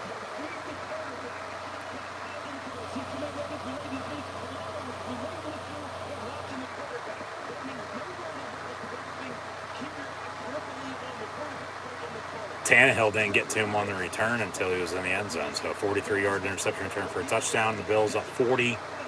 Make it 41-7 on the Tennessee Titans here tonight on Monday Night Football. 3:49 to play in the third. And we're going to get backups in the rest of the way, I would think, at least for the Bills. If I'm Tennessee, like I said, I got Malik Willis behind Tannehill. Why not play him? Why not put him in and play him? You know, get him some experience in a regular season game. He played in the preseason, not that bad. He slid the way to the third round, though, for a reason. When he was projected to be a first-round pick as a potentially first quarterback taken, that was Kenny Pickett to Pittsburgh. But if I'm Tennessee, I'm putting Malik Willis in a quarterback. Derrick Henry's getting pulled. You know, I'm running my other running backs. I mean, receivers, just, you know, play who you have. Hey, let's go, Buffalo. 34 unanswered. Yeah, it was tied at 7, remember? They're up 7-0. Tennessee tied it at 7 with that touchdown. And 10-7, 17-7, 24-7, 27-7, 34-7, make it 41-7. And this crowd ain't going to be leaving anytime soon. There's Vrabel talking over at Tannehill, and they might be putting Malik Willis in. I put Malik Willis in because, I mean, you're down fucking 5 scores. You don't need your starting quarterback in to get hurt.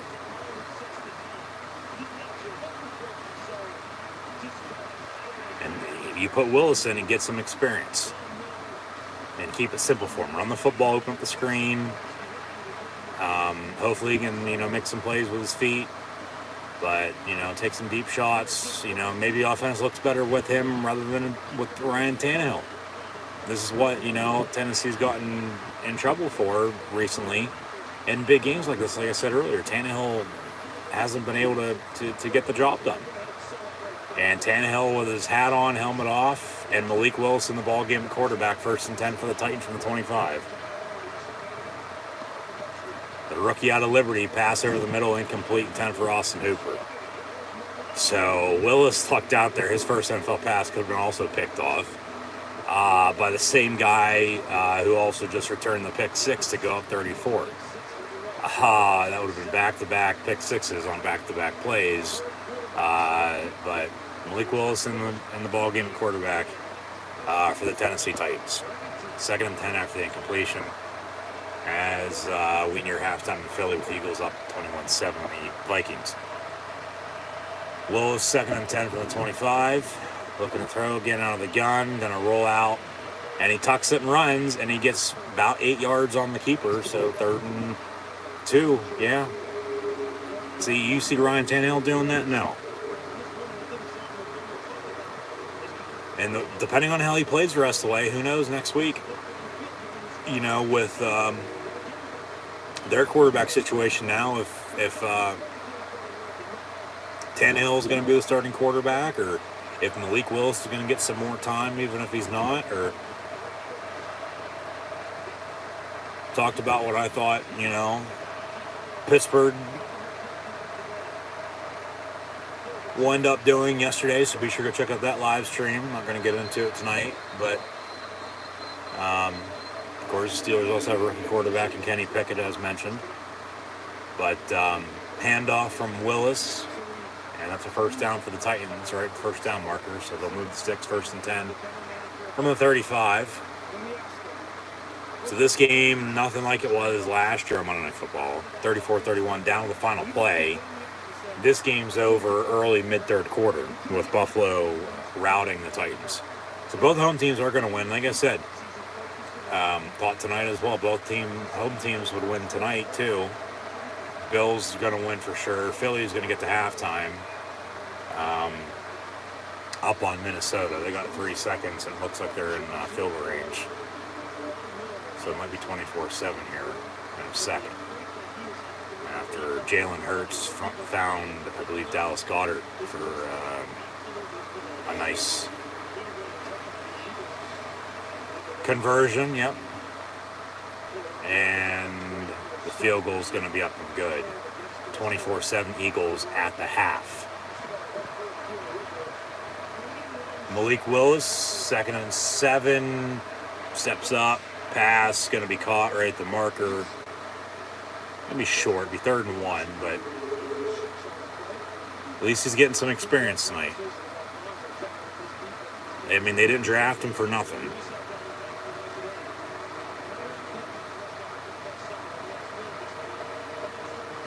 Judgment Day posing for a pitcher. What is this, a 5-second pose? Where's Edge and Christian at? No, that's the way Christian left for AEW. He's injured, and Edge is still in the WWE, and he's also injured after they kicked him out of the Judgment Day. Willis on 3rd and 1, big hit. Kept it for himself, and boom, down he goes in the backfield. And 4th down, and under a minute to play in the 3rd quarter. I don't be surprised if Tennessee goes for it here, but they're on the wrong side of the 50. Boom. That's big hits so far here this year. Rodgers has been taking some big hits too on sacks, but no, they're going to punt, rightfully so. They need to. Punters had a long night. Seems like every drive since they scored, they've been giving Buffalo the ball back one way or another. So, punt return from the 8, and a return to the 20 from Crowder. So, 1st and 10, Buffalo from there. 14 seconds to play in 3rd. Got a flag on the play, but I would think we're going to get to see Case Keenum now, too, unless they have somebody else quarterback, you know, they're not telling us about.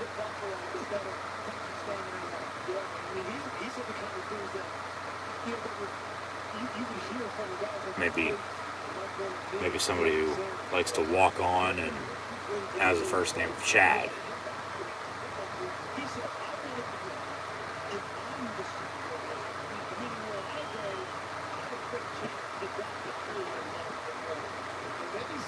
MVP chance for Josh Allen. He's going to be in that conversation once again this year. It'll be a good game, though, next week with Buffalo and Miami. No doubt about it. Both teams going to be 2-0 in the East. got a hold on the return. Be half the distance. Or actually got then a personal foul, necessary roughness. That's declined. First down Buffalo, so we'll see where they spot the ball. A couple penalties on that play. And Case Keenum's coming in. He was the starting quarterback for the Vikings whenever Minnesota and Philly met in the NFC Championship game a couple years ago. Before Philly went on to beat New England in the Super Bowl.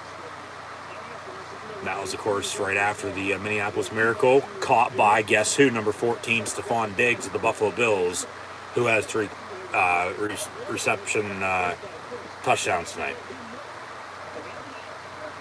3 touchdown receptions, is what I'm about to say. Yeah. Get my words mixed up. Back and forth. This game's been over for quite a while, so, I mean, I'm trying to find something to talk about, I guess. But here comes Case Keenum.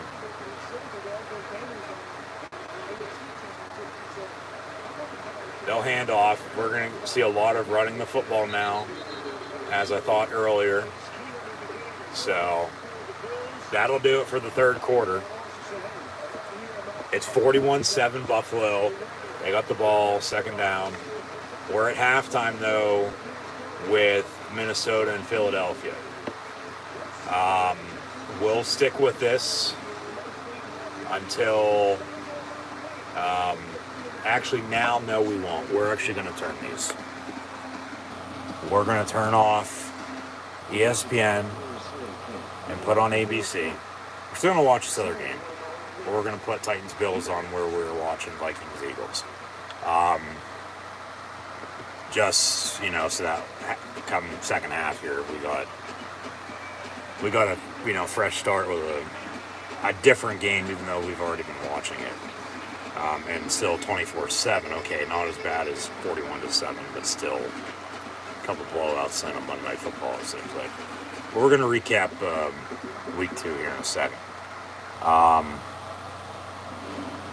And then preview week 3 by the night as well. So, yeah, they're at halftime.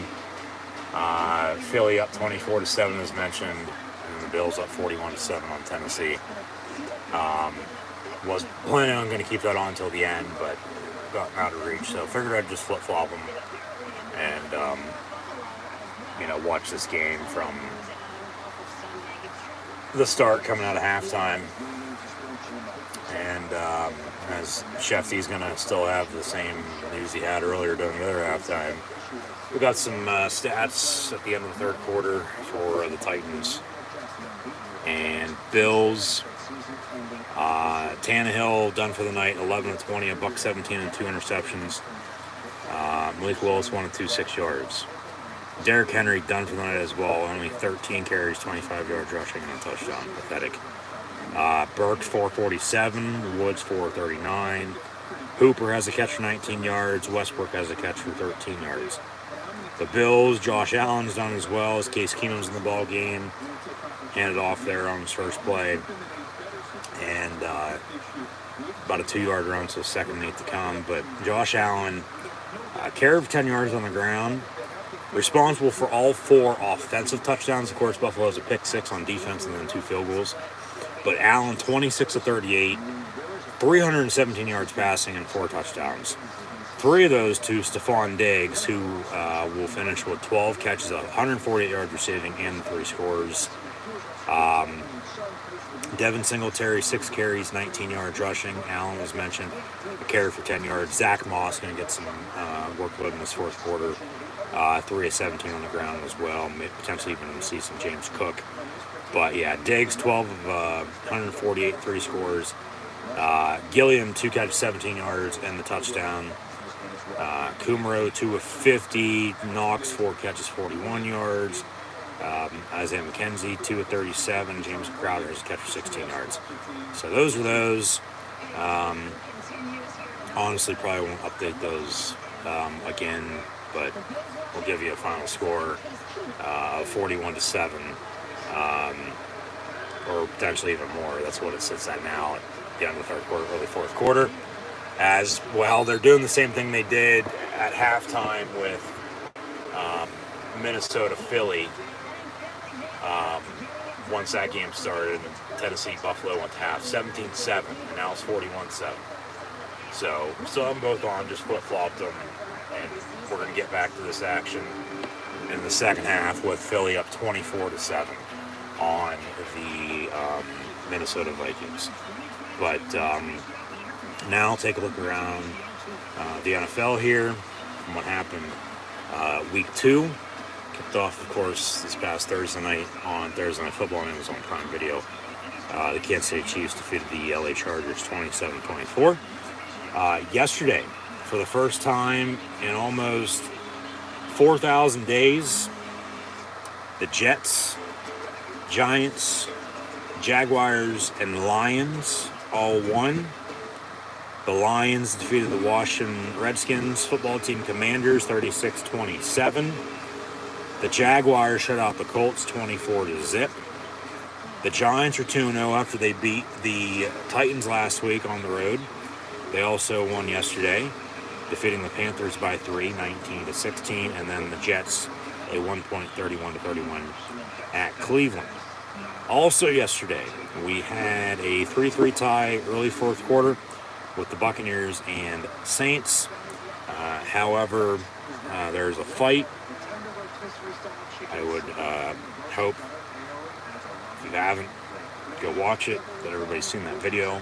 I was actually watching it live as it happened on Fox while watching Patriots Steelers as they were trash talking each other. Mike Evans was caught saying, well, it's Tom Brady, like, what do you want me to do? Like, he's sticking up for his quarterback, and he's now suspended for a game, won't play next week when they host the Packers next Sunday afternoon. 2 good games. Actually 3 good games next Sunday. 1, 4, and 8 o'clock for Sunday Night Football. I think about it, because we'll get to the 49ers conversation here in a second after they defeated the Seahawks 27-7 yesterday as well. You got at 1 o'clock Buffalo and Miami. At 4 o'clock you got Tampa hosting Green Bay. And Sunday Night Football with the Shanahans, it's San Francisco and Denver, 49ers and Broncos. So, coming off, of course, last week's 17-16 win for the Seahawks over the Broncos, Denver found a way to win yesterday, defeating the Houston Texans by a touchdown, 16-9.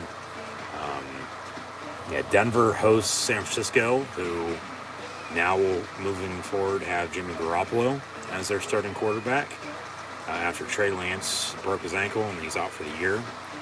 So, talk about that insurance policy that they kept him after wanting to get rid of him. They're probably glad they kept him. They re-signed him for a year and, of course, took a pay cut, but he's their starting quarterback once again, as Finn Balor will do Three Amigos on Rey Mysterio on Monday Night Raw. And with Garoppolo's history, backing up Brady for as long as he's in New England, gets traded in 2017 deadline. Recently, Super Bowl appearance. Okay, 2 years ago they missed out on the playoffs because they were real bad because of all the injuries they had. Speaking of 49ers as well, Kittle's in attendance at Raw. Here come the announcers. Showed him off earlier as they were in San Jose with about an hour to go. But, they made the playoffs last year, went the way of the NFC Championship game, and then, in the meantime, they drafted Trey Lance. And they saw him as the future, which he's going to be at some point in time, just not right now. And he's hurt, broke his ankle, done for the year. Jimmy Garoppolo starting quarterback for the 49ers moving forward. So, look at next week. 3 good games in every window. Thursday Night Football, Steelers, Browns, going to be interesting as well. Live watch along reactions of that, and then some more NFL live watch along reactions next Sunday on top of that. So be sure to tune back in. Be sure to subscribe if you haven't done so already. So, also yesterday, talk about that fight. The Buccaneers beat the Saints 20-10 as they took advantage after that fight and never looked back. We have New England at 1-1, just like the Steelers, after a 3-point, 17-14 win at Heinz Field yesterday afternoon, with the difference being a mush punt at the start that should have been a safety, but was a touchback, and then New England drove to kick the field goal to begin the game, and they won by 3, 17-14. Talked about all that yesterday in that live stream. Be sure to go check it out. Jaguars beat the Colts, as mentioned, 24-0. The Dolphins came back after being down, I believe it was 35-14, entering the fourth quarter, and won 42-38 over the Baltimore Ravens, as Tua threw for almost 500 yards and I believe 6 touchdowns, if I'm not mistaken. And they play these Buffalo Bills next week. As Tennessee gets the ball back, they're still down 41-7, but this game is over. So, 41-7 Bills, 11:30 to play, but we're going to kick off the second half with the Vikings getting the ball, down 24-7 at Philly. So we go from upstate Western New York and Orchard Park with Steve Levy, Louis Riddick, and Dan Orlowski on the call, to Philadelphia with Joe Buck and Troy Aikman with Minnesota and down 17 against the Eagles. Return out past the 20 and then brought down 1st and 10. Also yesterday in the NFL, the Rams hung on at home, 4-point win over the Falcons, 31-27. Just spoke about the 49ers winning 27-7 against the Seahawks. Jimmy Garoppolo moving forward will be their starting quarterback. The Bengals 0-2, back to being the Bungles, it seems like, losing on another game-winning field goal. Obviously, the last week in overtime against the Pittsburgh Steelers.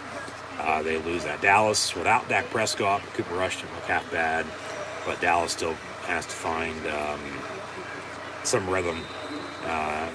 They lose with Dak and win without him. I'm not saying they look better without him, but I mean, a win's a win, and I'll take it.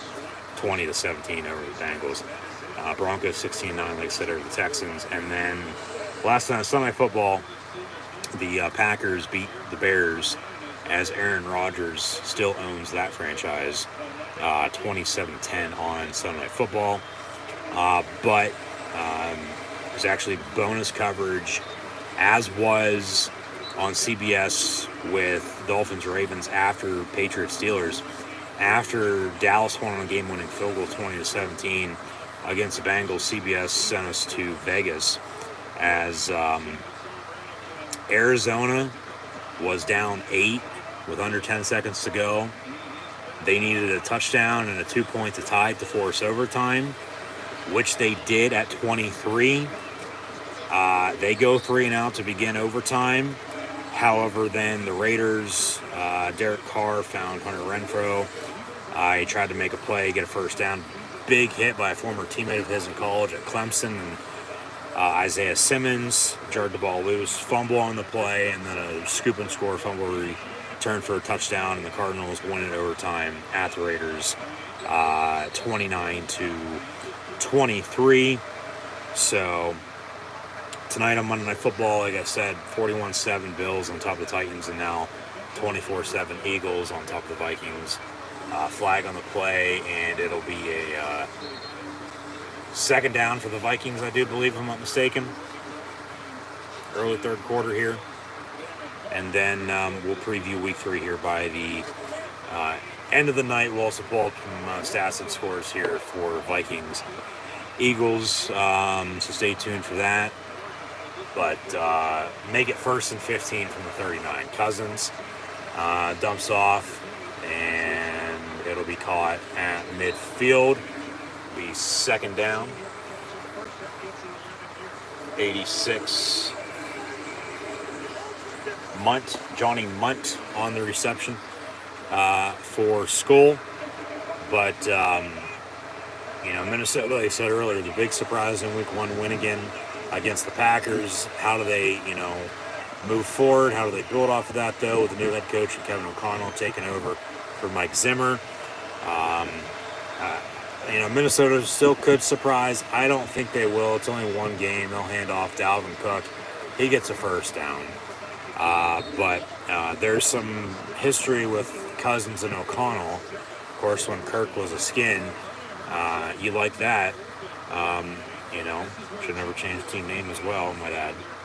But from the Washington Redskins, the Washington football team, to the Washington Commanders, or whatever the hell their nickname will be next year, because it seems like they've had a new one every year the past couple of years. And whatever the hell you want to call them, doesn't matter. When Kirk was the quarterback in D.C. in Landover, Maryland, O'Connell was an assistant coach, as was Kyle Shanahan. Shanahan now out in San Fran. And, Minnesota's been consistent. They just, normally come playoff time, if they make it, they're choking.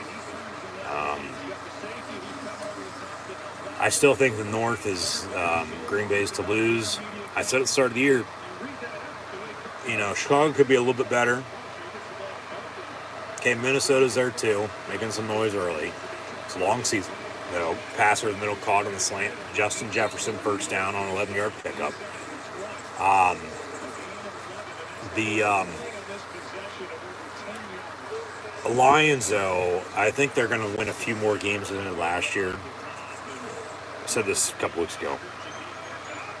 So if you didn't hear it then, I'm saying it now. If you don't believe me, go check it out. With Aaron Rodgers still in the division, the Bears, Vikings there as well. I think the Lions, that grit factor, Dan Campbell, players coach, Cousins dumps it off, and nowhere to go. But they'll win a few more games, but they're not making the playoffs. They made the playoffs since Stafford was there. He was just there a couple years ago, but it's been a good decade since they've been in the playoffs. Future's bright, though, for them and a few teams. I would think, like I said earlier, no doubt about it, the best team on paper and the best team actually showing it out on the field right now, too, is the Buffalo Bills. I would think the most surprising team, though, through 2 weeks in this 2022 NFL season, AFC-wise, as pass is going to be picked off. Kirk Cousins throws an interception returned by Slay to the 19. Got a flag on the play, though. This might be on Philly, so Minnesota might keep it. Let's see what the call is. As I guess the celebrities are out and about in Philly tonight.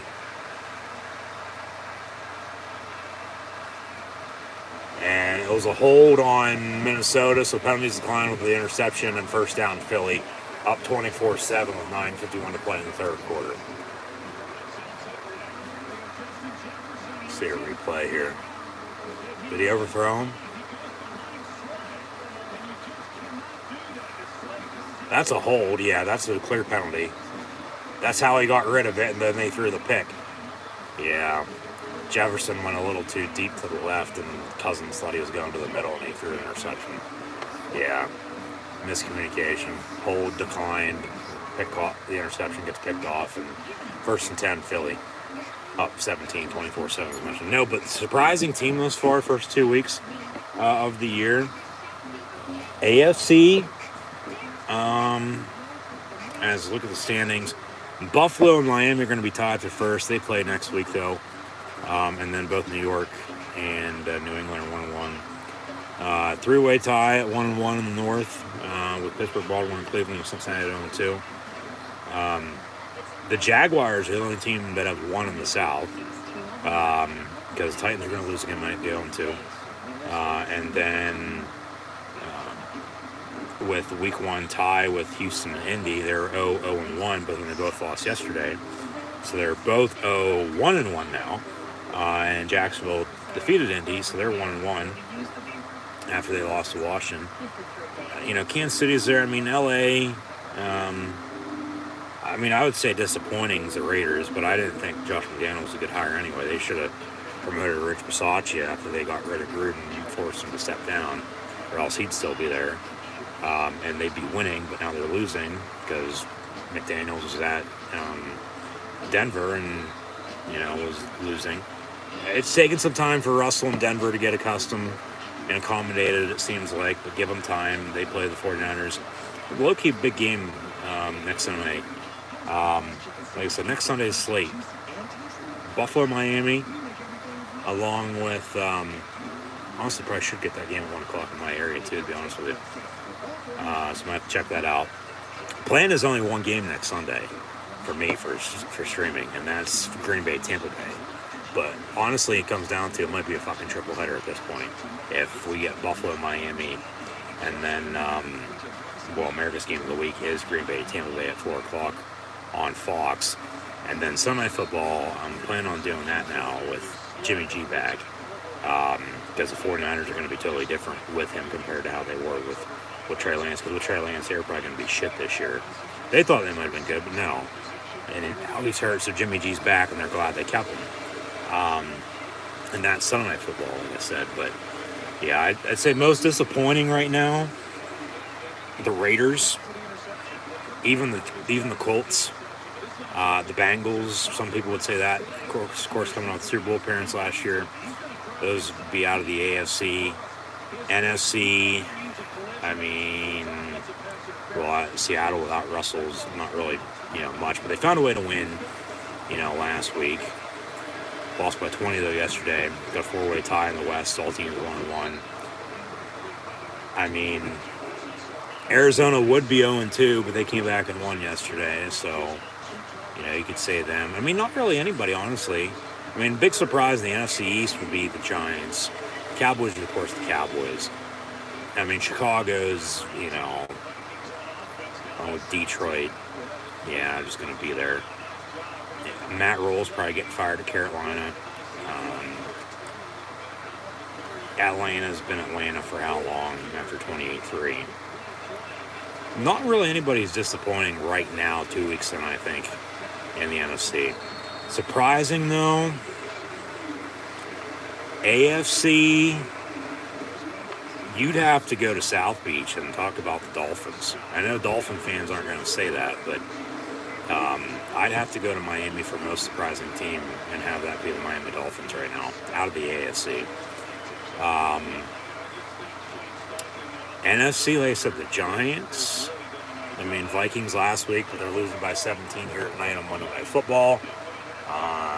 Turned it over there, 1st and 10 for Philly from the 30, handoff. And Miles Sanders from Pittsburgh to Happy Valley now in Philly. Gets about 7 yards, 2nd and short. San Francisco's going to be okay with Jimmy G. As long as they can stay healthy, they'll be fine. The Rams, maybe the Rams out of the NFC would be that disappointing team. Slow start and then, getting blown out and, holding on to win yesterday against the Falcons of all teams. No offense, but, almost blowing that. Denver's just taking them a little while to get accustomed, so. Another first down for Philly, and then I guess that'd be it, to be honest with you. Yeah, that'd be it.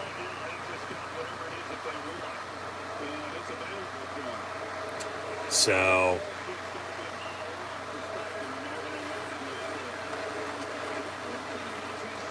big run by James Cook, the runner, brother of Dalvin Cook, who is running for the Vikings tonight.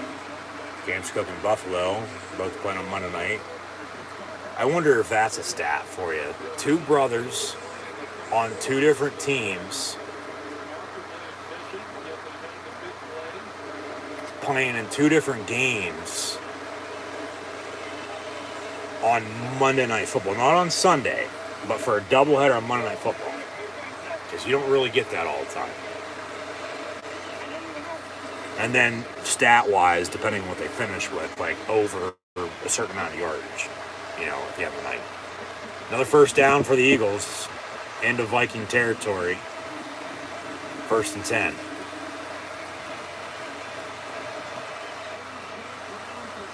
But this Titan-Bill game's about to wrap up. They got 6 minutes to play. Still 41-7. Nothing's happened. Nothing's changed since they put backups in. So players are just getting some playing time now at this point. But contract-wise, stipulations, pass for this, rush for this, might be a bonus.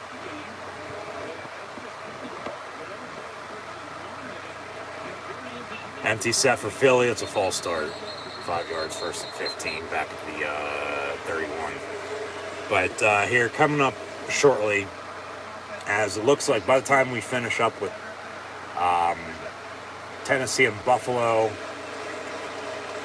will be towards the end of the 3rd quarter as well, here with Minnesota and Philly. And then we'll preview next week, and then also be able to finish up watching WWE Monday Night Raw here, as it looks like Miz TV's coming up next with the Miz. And like I said, Dexter Lumis probably going to be lurking somewhere. You have, of course, first Monday night game tonight, the doubleheader started at 7, going to be over here by 10:30. Second start at 8:30 compared to an 8:15 start, so still be done by, quarter after 11, 11:30. The Sunday night games so far this year, last week with Tampa and Dallas, and last night Chicago and Green Bay, I thought those games have been really quick. Like 3 hours on the dot. Like, they're out of there with the game starting at 8:15. Coverage is done by quarter after 11, 11:30 at the latest. But normally it's 11:30 midnight. Second down, Hurts going to keep it. It's taken down. Philly fans are probably wondering why the hell he's still in the game, but you're still only up 17. It's not like 41-7. Maybe it comes down to it in the 4th. You're still up this. You put in backup quarterback then, and that in fact would be Gardner Minshew. They do have Ian Book, the former Golden Domer from Notre Dame, who was in New Orleans last year. So maybe one of those two. Minshew Mania in Philly, where WrestleMania 40 is going to be in 2024, I might add. Got a false start, and they'll replay the down.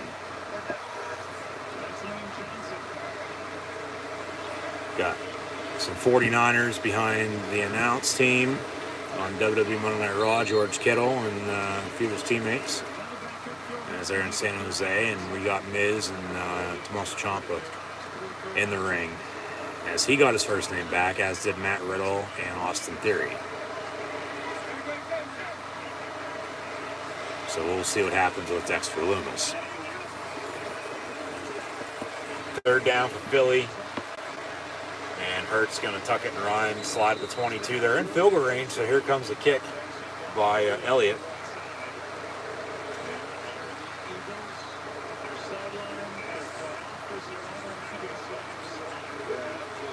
And if you go up 20 here, I mean, like I just said, though, still 17-20. He probably stays in. I mean, probably should come out, but he probably stays in unless you don't get the ball back and you're still at 20, then say midway through the 4th quarter, then you're putting the backup in.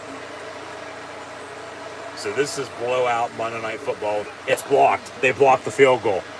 Minnesota on the return from the 50. And they'll bring them down to 30. So they blocked the field goal. And Minnesota's still in it here, yeah. Game ain't over by any means just yet. You got to capitalize off that. That's your spark.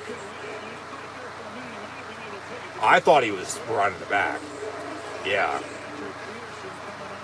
Off the edge, they block it with a left hand, and then they pick it up and run it back a good 10, 30 yards or so. So 1st and 10 Minnesota. They're down 17.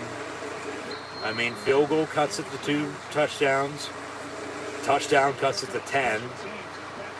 Going into the 4th quarter, I mean, like I said, maybe this is the spark you need right here. Block field goal. And yeah, we'll see what they got. Miz is calling out Dexter Lumis, it looks like. And he's probably going to pop up from like under the ring or be a cameraman, or Ciampa's going to turn on him, or maybe he comes out of the crowd, or yeah, he's cutting a fucking hole out of the bottom of the ring with a knife. Dexter Lumis is right now under the ring, gonna pop up and scare the hell out of the Miz. As he continues to cut the hole, Corey Graves loses his mind on commentary, like he's cutting a hole out of the ring. He's gonna pop his head up. And like I said last week and recently, Miz is the perfect guy for Dexter Lumis to be doing this too. Or Miz is gonna fall down in the hole as he walks over. Yeah, Miz is gonna fall into the hole now. Or he's gonna grab him. Graves is like, still loses his mind, like, hey, there he is. He popped his head out. And Miz turns around and Lumis is standing there staring at him. And now Miz is gonna get drugged underneath the ring to hell with Dexter Lumis. Ciampa trying to hold him up. He escapes, but Lumis gonna grab Ciampa. Ciampa hits him in the head with a mic. So they put Lumis down under the ring. And Miz and Ciampa are scared shitless. Big third down, though, for the Vikings here after that blocked field goal. Down 17 from the 27. Cousins, far side, picked off again at the 13. Another interception. Ooh, boom, big hit. 1st and 10 Philly. And Hurts will stay in for the time being, but this game looks to be over too, as Lumis pops his head back up underneath the ring. That was good. You know, normally, like, it'll be a hand reaching up. Like, he actually cut a fucking hole out of the carpet, at least, under the ring, and pop his head up and drag him out, or drag him beneath, but then they escape. So that's that. Philly getting the ball back after the interception, 24-7, with 2 minutes and change to play in this third quarter on this second game of the Monday Night Football doubleheader here tonight. As a minute and a half to play in Buffalo. Buffalo taking a few kneel downs here, 41-7 going to be your final score, as they'll defeat the Tennessee Titans here tonight. And the Bills will be playing the Miami Dolphins now next week, which should be a good game at 1 o'clock on CBS. And honestly, probably should have that game in my area. Wasn't going to plan on doing that. Was only planning on doing one game with Green Bay and Tampa Bay, but then Sunday Night Football looking as good as it is now too, with the 49ers and Broncos might be gearing up for a triple header next Sunday. Stay tuned. Be sure to subscribe. You should also tune in tomorrow and on Wednesday for professional wrestling, WWE, NXT, and AEW Grand Slam. And then on Thursday for Thursday Night Football with the Steelers and Browns. As yes, tomorrow I'll watch NXT for the first time in over a year. So we'll see how that goes. AEW on Wednesday for the Grand Slam. Thursday Night Football, Pittsburgh, Cleveland. Saturday college football, Sunday NFL. No Monday Night Football next week. I can guarantee you that. No Cowboys Giants on Monday Football next week. They also play on Thanksgiving. But the Bills win 41-7, your final score, over the Tennessee Titans in a rout. They were tied at 7 early. They scored 34 unanswered. Josh Allen had 4 offensive touchdowns, responsible for all 4 offensive touchdowns, I might add. 3 passing touchdowns, 2 Stephon Diggs, the other 2 Gilliam. They had a defensive touchdown on a pick 6 from 45 yards out, and then 2 field goals, so 41-7. Bills win it over the Titans, but we got 2 minutes and 19 seconds to play here in the third quarter on Monday Night Football as well. The second game of the doubleheader with the Vikings and Eagles. Philly up 24-7 on Minnesota after another interception. And the third quarter we'll preview next week. Stay tuned for that, and then we've got a half hour left on WWE Monday Night Raw as well. So we'll see how that shakes out. Both these games, both these events should be done now within the next 45 minutes or so. And just once again, thanks for tuning in. and listening. Be sure to like, follow, and subscribe. Social media links in the description below. Hope to everybody tomorrow night. Also on Wednesday, Thursday, this upcoming weekend for more football and professional live watch long reactions.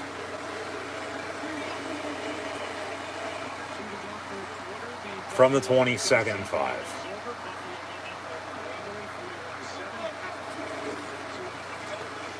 Jalen Hurts, handoff, moving miles for 4 yards. It'll be 3rd and inches.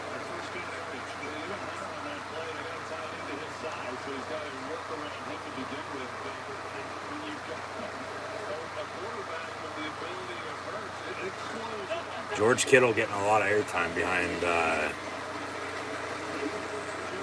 Jimmy Smith, Corey Graves, and Byron Saxton. Of course, Graves pulling double duty now for Raw and SmackDown commentary with Pat McAfee on College Game Day in the fall. And that is what it is. Some people are pissed about it, but like, I'm not even going to go there. I mean, I will if you go over to. I'll talk about it here shortly because they're previewing what's to come on Raw next week. It'll be a tag team match with Kevin Owens and Johnny Gargano take on the Alpha Academy. We'll have Matt Riddle and Damian Priest in singles action. Anything else? Judgment Day backstage. And the main event to come, which I have no clue in hell what it is. So we'll find out in live time here.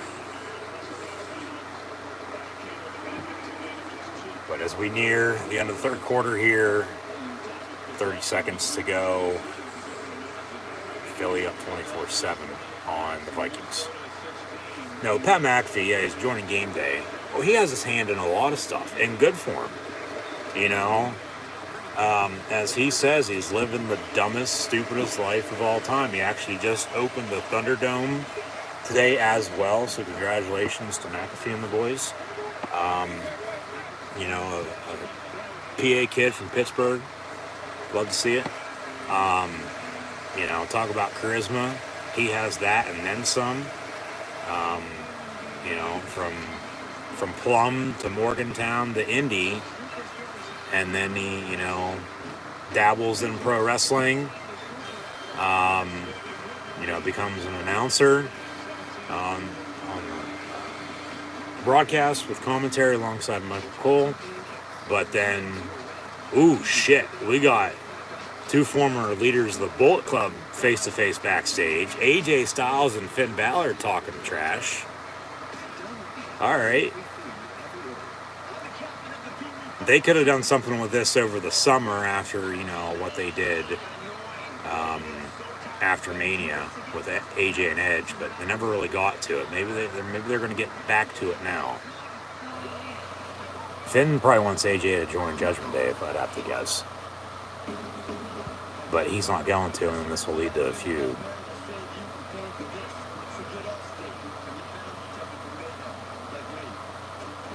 It's me, Finn. Yeah, AJ, sort of, they're putting him at a crossroads, it seems like. They get another decision to make, but they're face-to-face, and we're going to get this singles. And this is going to be perfect, as Finn's then, like, joking around about it. Hugs him, but at least Triple H is going to give us that. Hell yeah. We're going to get a singles feud. Hey, too sweet. We're going to get a singles feud with AJ Styles and Finn Balor. Seems like, hell yeah. All day long. All day, every day, all year, every year. So,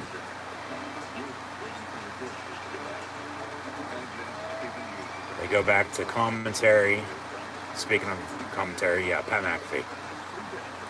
He's on College Game Day now. Somebody who was a part of a couple years ago. For a little bit, not much. But now he's full time. And he can still be a part of wrestling, and the WWE wished him well, and they, you know, the thing is, it's fine. You know, it's going to work out for everybody, because then Graves, another Pittsburgh kid, you know, gets to fill in for him on SmackDown alongside Cole, and it is what it is. Like, I'm not pissed about it. I know some people that are saying that they knew this was going to happen, but, like, all right. You think you can see the fucking future? Well, tell me what the lottery numbers are going to be on Wednesday, Friday, and Saturday. And, we'll go from there. But,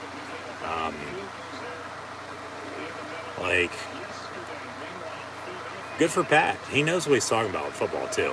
He's better at talking sports than he is wrestling. But he's so good at talking wrestling because he has that charisma. He just talks something that, I do as well. I just talk when I'm on here. And I try to put it all together, try to blend it best I can, try to have it make sense.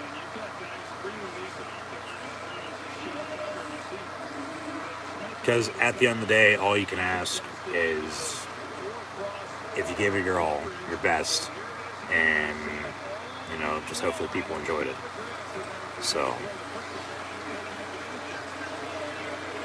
Pat's done with the WWE in the fall, but he'll be back around New Year's, if I'd have to guess. Maybe a little after.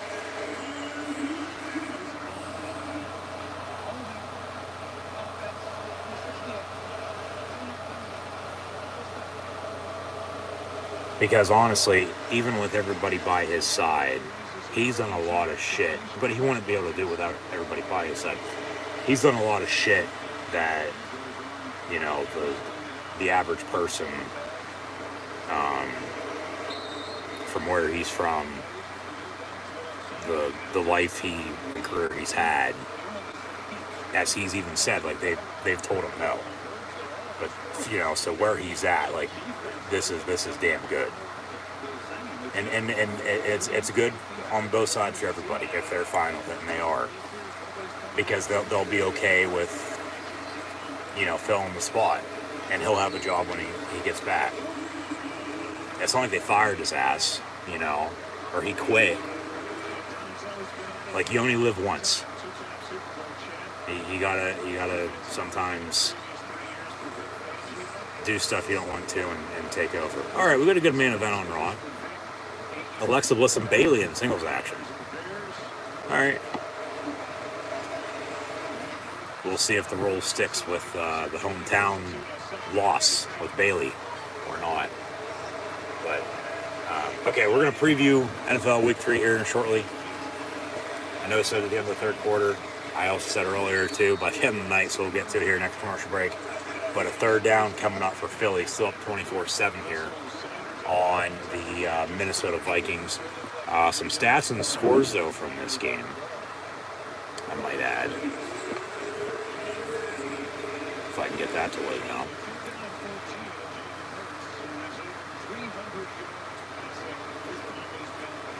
Joe Buck at least lets us know he's passed for over 300 yards, as did Josh Allen tonight in a home victory. As I thought earlier, both home teams to win tonight, and 1-0 so far, maybe 2-0 here in about 12 minutes and 42 seconds of football.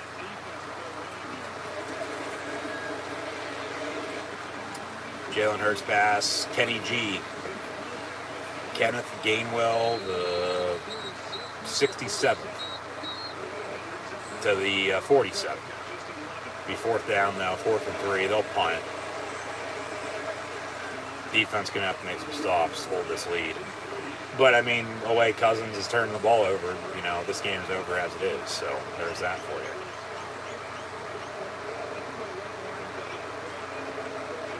you. Yeah, he's played damn good tonight from what I've seen. He has. They wanted to go for it, and now you punt. It's a good call. From the 6 on the return. No gain. Okay, here's some stats and scores for you for Minnesota and Philadelphia.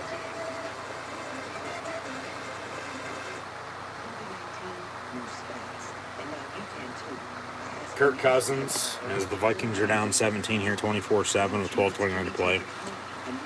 15-24, 115 yards passing, a touchdown, 2 interceptions. Dalvin Cook has 6 carries, 17 yards rushing. Where the hell's running game? And then at least Justin Jefferson has 5 catches, 43 yards. Munt 2 of 28, KJ Osborne 2 of 25, and Cook out of the backfield 3 of 15. But the Philadelphia Eagles up 24-7 here. Jalen Hurts, near perfect, 26 of 30, 333 yards passing and a touchdown. And then he also leads the team in rushing, 9 carries, 56 yards, and 2 rushing touchdowns. So he is responsible for all 3 touchdowns, as thought. And then the field goal as well from Elliott. Also had one blocked there, but then the Vikings gave it right back on the interception anyway. So 24-7, Philadelphia here, 12 minutes to play. Hurts 26-30 once again, 333 and a touchdown, 9 for 56 on the ground and 2 scores as well. Boobin Miles Sanders, 12 carries, 54 yards rushing, and then Boston Mascot, 3 of 18. And then receiving, it's balanced across the top. Dallas Goedert, 5 catches, 82 yards. Devontae Smith, 7 catches, 80 yards. Quez Watkins, 2 of 69 and a touchdown. A.J. Brown, 5 catches, 69 yards as well. Zach Pascal, 2 of 14. Kenny G, 1 of 11. Sanders has 3 catches, 6 yards on the backfield as well. So, yeah, both teams here tonight, at least offensively,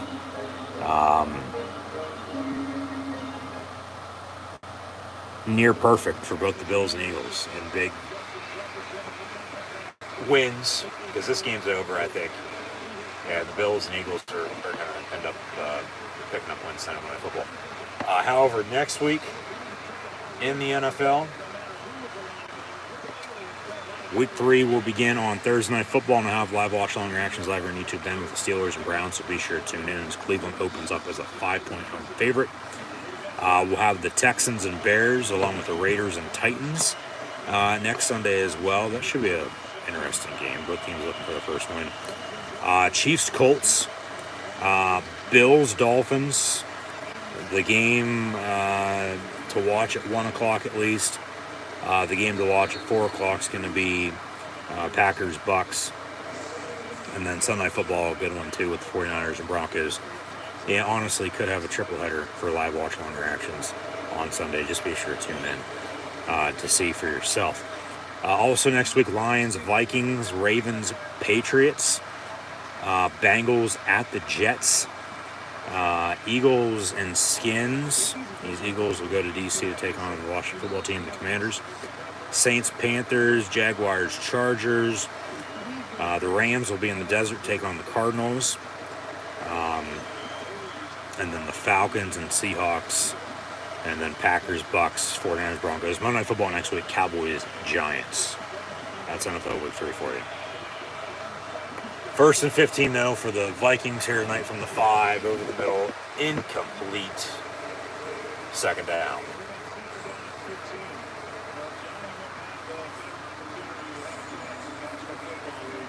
Yeah, hit him right in the hands and he dropped it. Incomplete, 2nd down.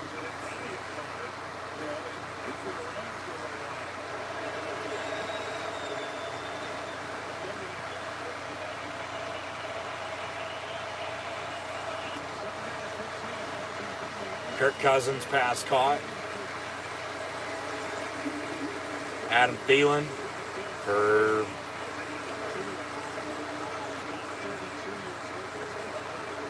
about 4, 5, 6 yards on the catch. I believe his first catch of the night.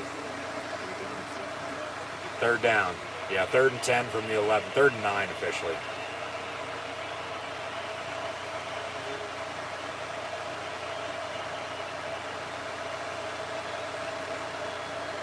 Kirk Cousins near side, caught. Thielen once again out past the 20 to the 23, 1st and 10. Game ain't over just yet, but time's ticking away for the Vikings. They got to score quick, get the ball back, score again, and then hope to get the ball back a third time to try and score again. Whether that be for the tie or the win, we'll see. Pass almost picked off, incomplete.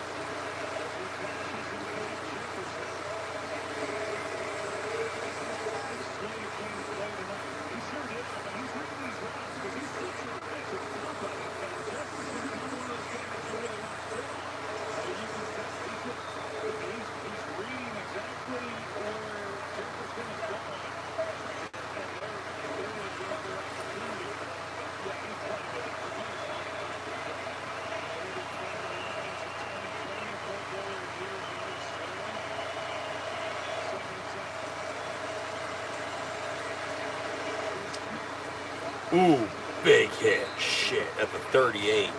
Irv Smith. He caught it first down, but ooh, shit. Yeah, boom, big hit. You hear that on the moon. Boom. No flag either. Probably good no call. It's a first down from the 37. They run a screen, and Philly read that right from the start and almost speared him in midair on the pass, incomplete.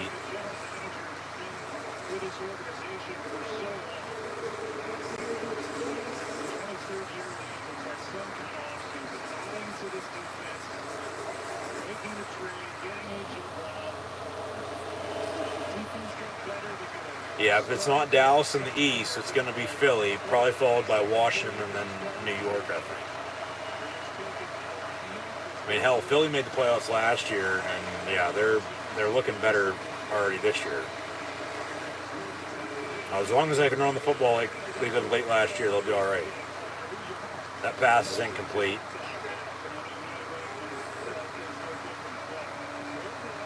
So third down for Minnesota here.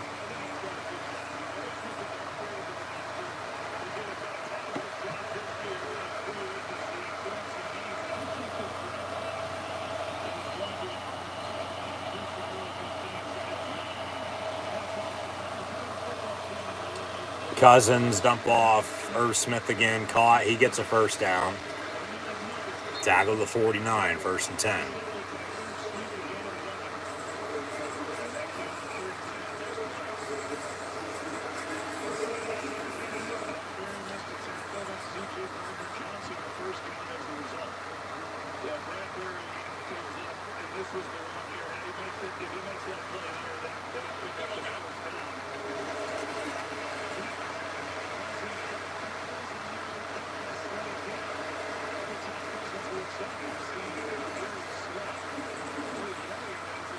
Incomplete, 2nd and 10, almost picked off again. When's that third interception coming for Cousins? Because it is. Just a matter of when.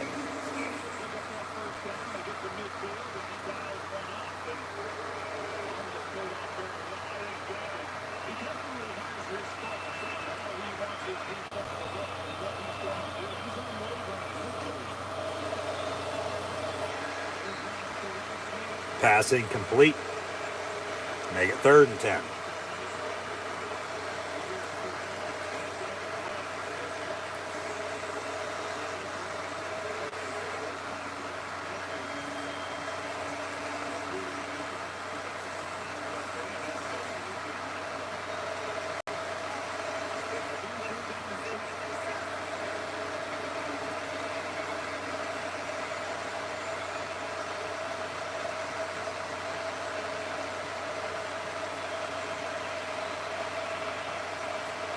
Cousins. Fumble, strip sack fumble. They recover though. 4th down.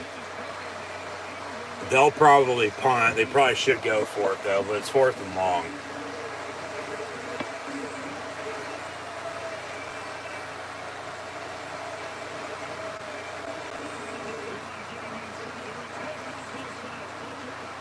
Yeah, good pressure. They finally get to him.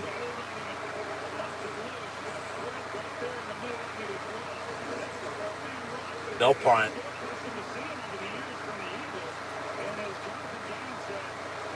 Cousins mad.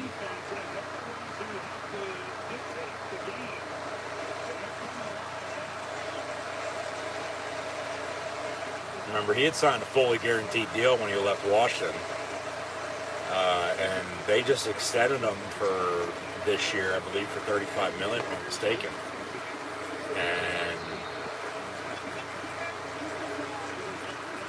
I mean, depending on how this year goes, I mean, they got rid of Mike Zimmer last year as their head coach. Maybe they'd be looking for a new quarterback next year. You know, Kevin O'Connell wants his guy. Well, he has sort of his guy with Kirk Cousins because they have history together in Washington. But, you know, who knows?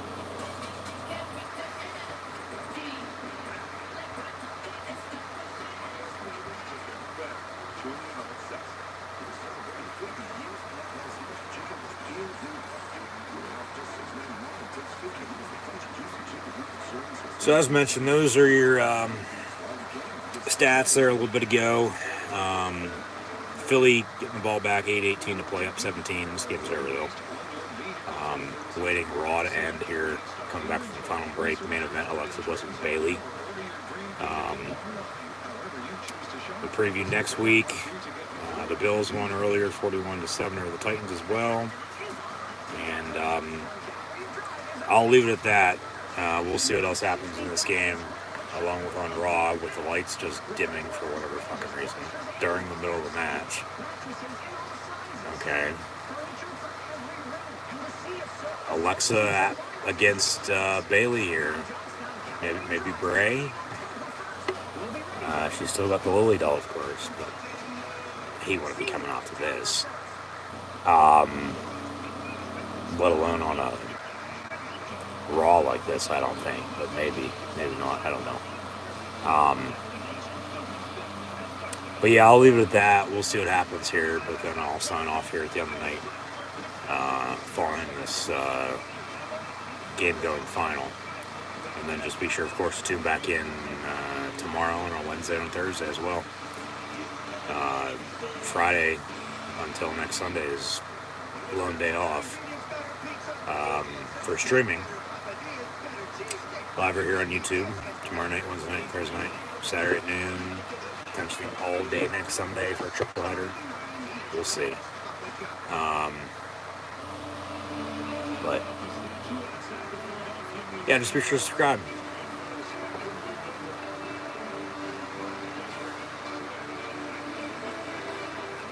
Travis Kelce's in attendance tonight.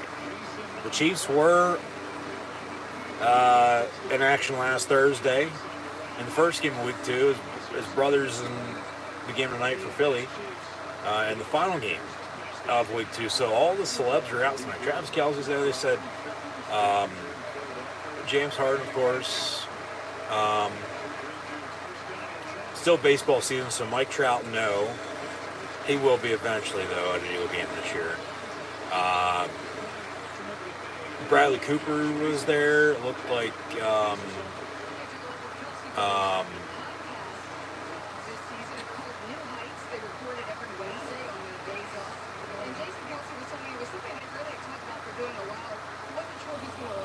Dick Vermeil was there, it looked like, wearing his gold jacket, finally in the Hall of Fame.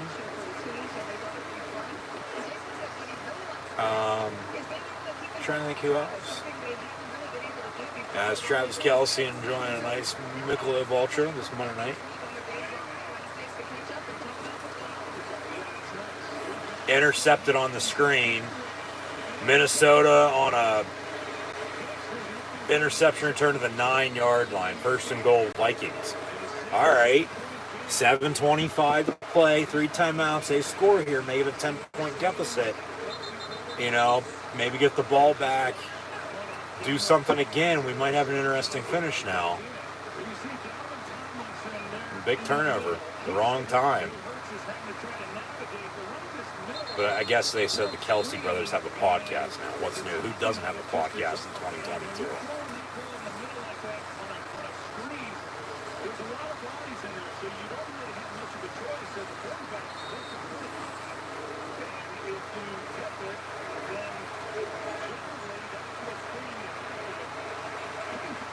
So from the 9, empty set for the Vikings. Cousins slant over the middle, incomplete. Intended for Thielen, no penalty. Incomplete, second and goal. As Bailey just hit a Bailey to belly on Alexa. Kick out at 2 though. Match continues. They got about 4 minutes. And we got 7:22 in the counting in football time on Monday Night Football.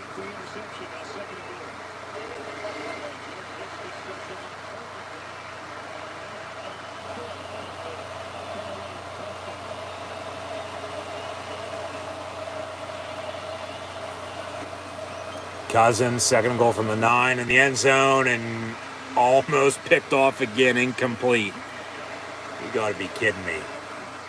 He'll throw an interception on this next play then, because 4th and goal, they don't get it. You kick it, you down 14, then you need 2 touchdowns to tie. You take your points because you'd rather be down 14 than 17. still with this amount of time.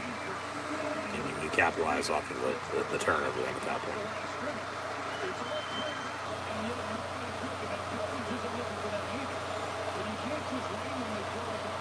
Yeah, off his back foot, just lobbed it up there, and luckily it wasn't intercepted for him. Another empty set, 3rd and goal from the 9. Fade. It will be picked off now. And then he dropped it, and they're going to say he's down in the end zone, touchback. Told you. Next play, threw a pick. Guess what he fucking did? Kirk Cousins playing like Kirk Cousins does. Darius Slay with another interception. And the Eagles, that'll do it. Because they'll just run the ball. They're not going to, turn it over. Yeah, Cousins is going to get shit on. And rightfully so, because he's always in this spot. He's always choking. He's always just, man. When the game's on the line, he's making the wrong plays. Bailey defeats Alexa Bliss on Raw. So they'll celebrate. Alexa, I don't know if she would have hurt herself there on that move off the top rope, maybe hurting her knee. But they're going to beat her up post-match attack. Remember, they had a 6-woman tag at Clash of the Castle a couple weeks ago. Bailey's coming for Bianca's title. It said whenever she had returned that by the end of the year, she'd be defeating Bianca to become Raw Women's Champion. Now, last week, Dakota and Io won the women's tag titles, so it's only a matter of time. Might be Extreme Rules. I don't know if they'd have that at Crown Jewel or not. Survivor Series with a War Games match now, that's off the table. Maybe they wait until day 1 if they're not doing it anytime soon. But Bailey's winning the Raw Women's title. Royal Rumble at the latest. They could push it to Mania to have it be a bigger deal, but I think it should be next month at Extreme Rules, to be honest with you. Because you look ahead, unless they're going to have it on a Raw, unless they do it at Crown Jewel as well, which I don't know if they would or not. Bailey's going to be Raw Women's Champion before too long, as they beat up Alexa, Asuka, and Bianca post-match after her win over Alexa Bliss in tonight's main event on Raw. As she gets on the mic, what's she going to say?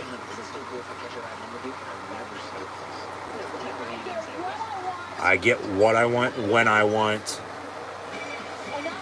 I want the Raw Women's title at Extreme Rules, and we'll get that match at Extreme Rules, and Bailey should be winning, defeating Bianca that night. I'd have to think. Hell yeah.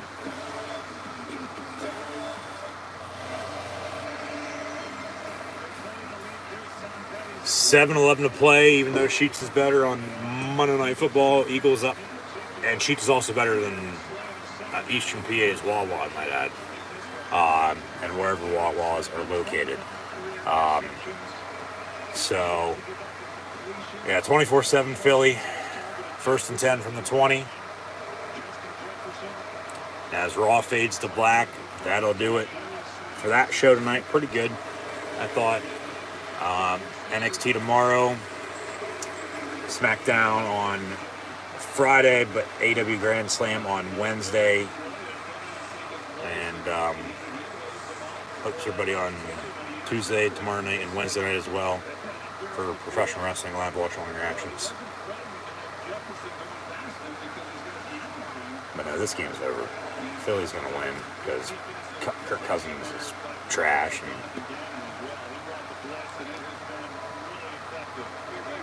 costing them the game. Just turn it over when you don't need to be.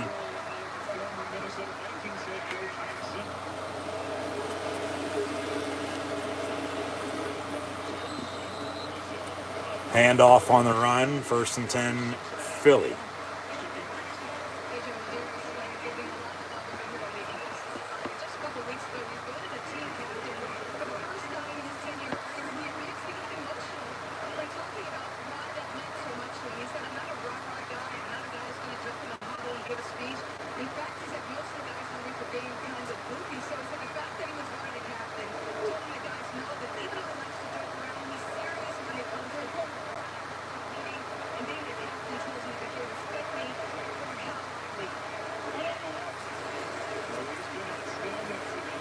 Hurts going to hand off 3 yards for Sanders. They'll show us some highlights from earlier, but yeah, this game's over. Both visitors on the road tonight on Monday Night Football, the Titans and Vikings are only going to score 7 points apiece.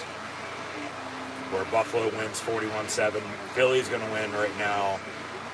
If this was your final score, 24-7. I doubt they'll score again anyway, so it'll probably be 24-7 final. So, Philly has the blueprint on how to stop Minnesota's offense, because Green Bay couldn't do it last week. That's the thing with the Vikings last week, is a one game affair in a big upset win once again. And with that, like, I still think the Vikings aren't going to be that good. I don't.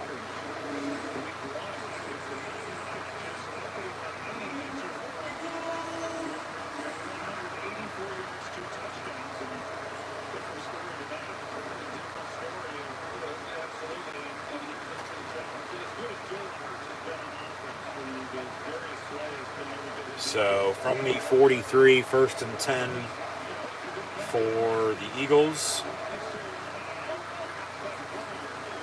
Hurts going to hand off. Sanders again for 3. Another 3-yard run, 2nd and 7. Why are the starters still in though? You're up 24-7. And Minnesota going to call timeout, 4:02 to play. So they'll take a timeout and we'll get back to the action momentarily.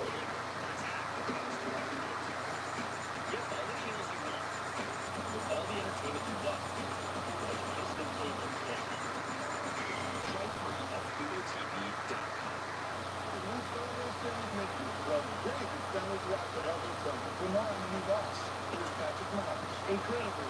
Meatballs, fresh mozzarella, and pepperoni. Oh, the meatballs out. I thought we were going to fumble. The new Subway series. What's your pick? It's about family. Literally, we show up for us. We got this every week.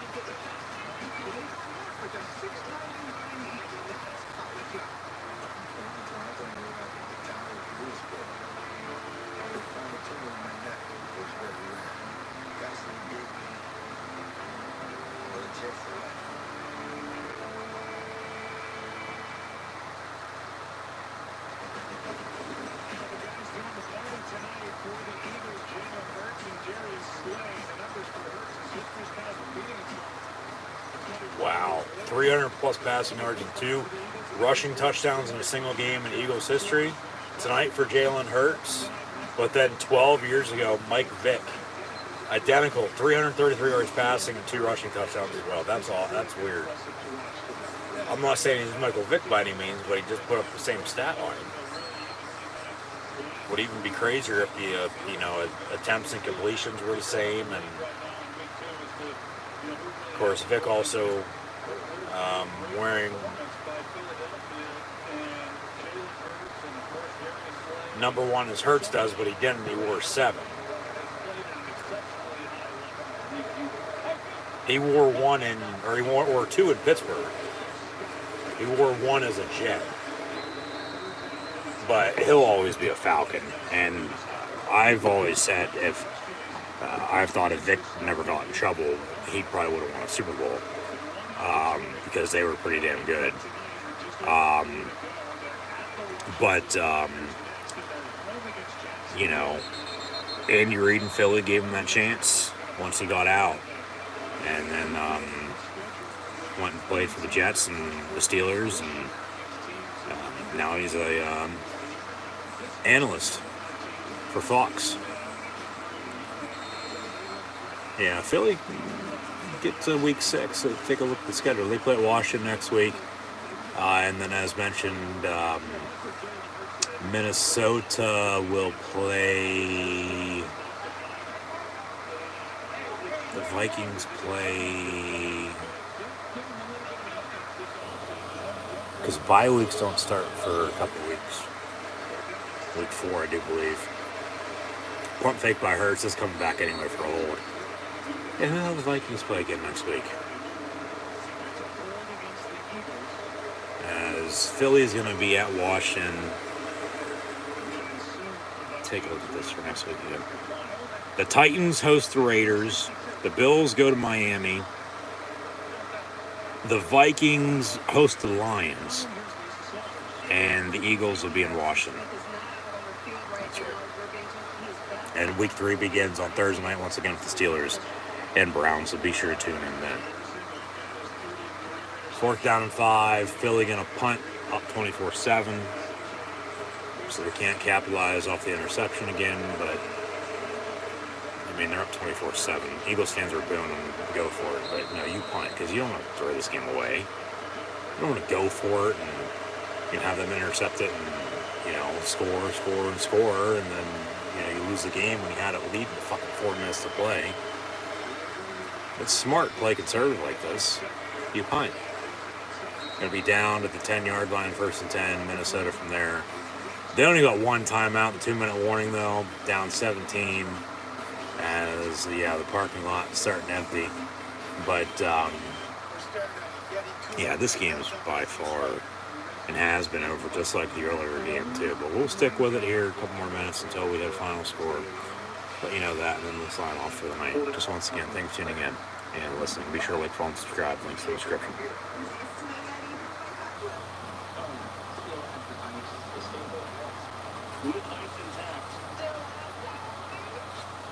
Cuts off to Yeti. Barely stretch.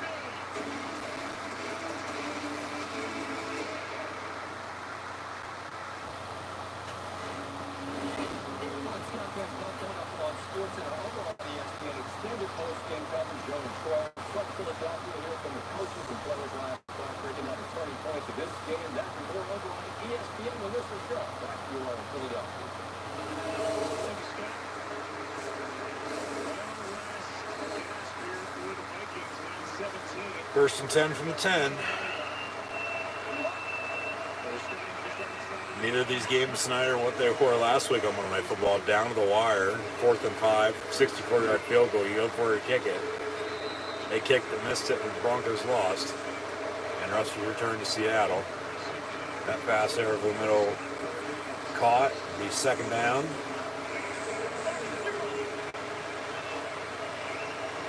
Second and 3 officially from the 18. Cousins dump off. Cook for 4, first down Minnesota.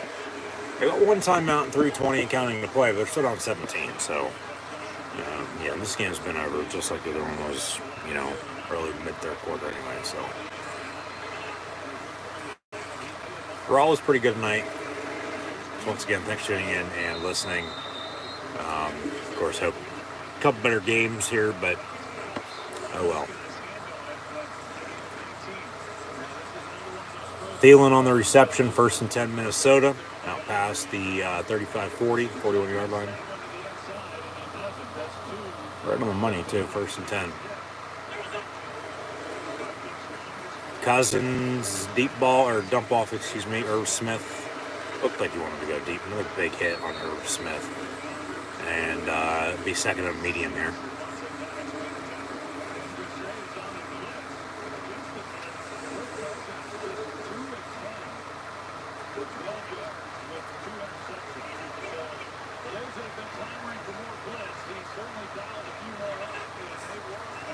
Out of the gun, come back, Jefferson on the reception, first down at the 48, 2:25 and counting. They might score, they might, get an onside kick. Probably doubt it, but then they still need more after all that, and time's just going to run out on them even if they do anything at this point. This game's been over. Cousins going to step up. And he'll get tripped up from behind, but he keeps going and gets about 15 yards on the run. And down with 2 minutes to play, first and 10 at the, we'll see where it's about to blow when we come back. Deep into Eagle territory now compared to where they just were. It's like 30-yard line, 35-yard line, first and 10, 24-7. Philly, Viking ball though, timeout, 2 minutes to play, first and 10, down 17.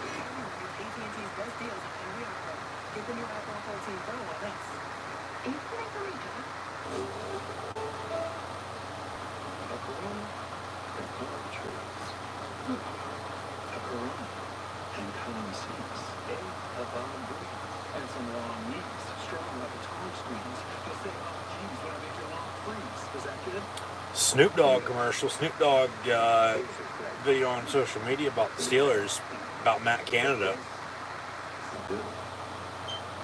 Be sure to go watch it. Pretty funny.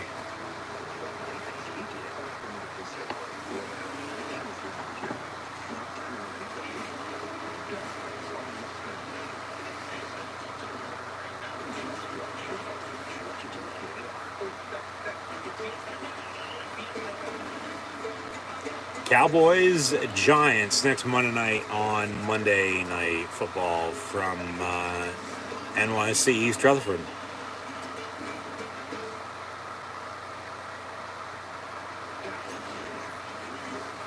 Big rivalry. They'll play each other on Thanksgiving too. Should be a good game with New York at 2-0. Dallas Cooper Rush at quarterback. It should be a good game. Potentially defense showdown. Winning team to score a max of 20 points probably. I'll watch it, but I'm not going to be streaming it. But here we go. 2nd and 7, under 2 minutes to play. After a 3-yard pickup from the 33, Cousins dumps off again. And first down.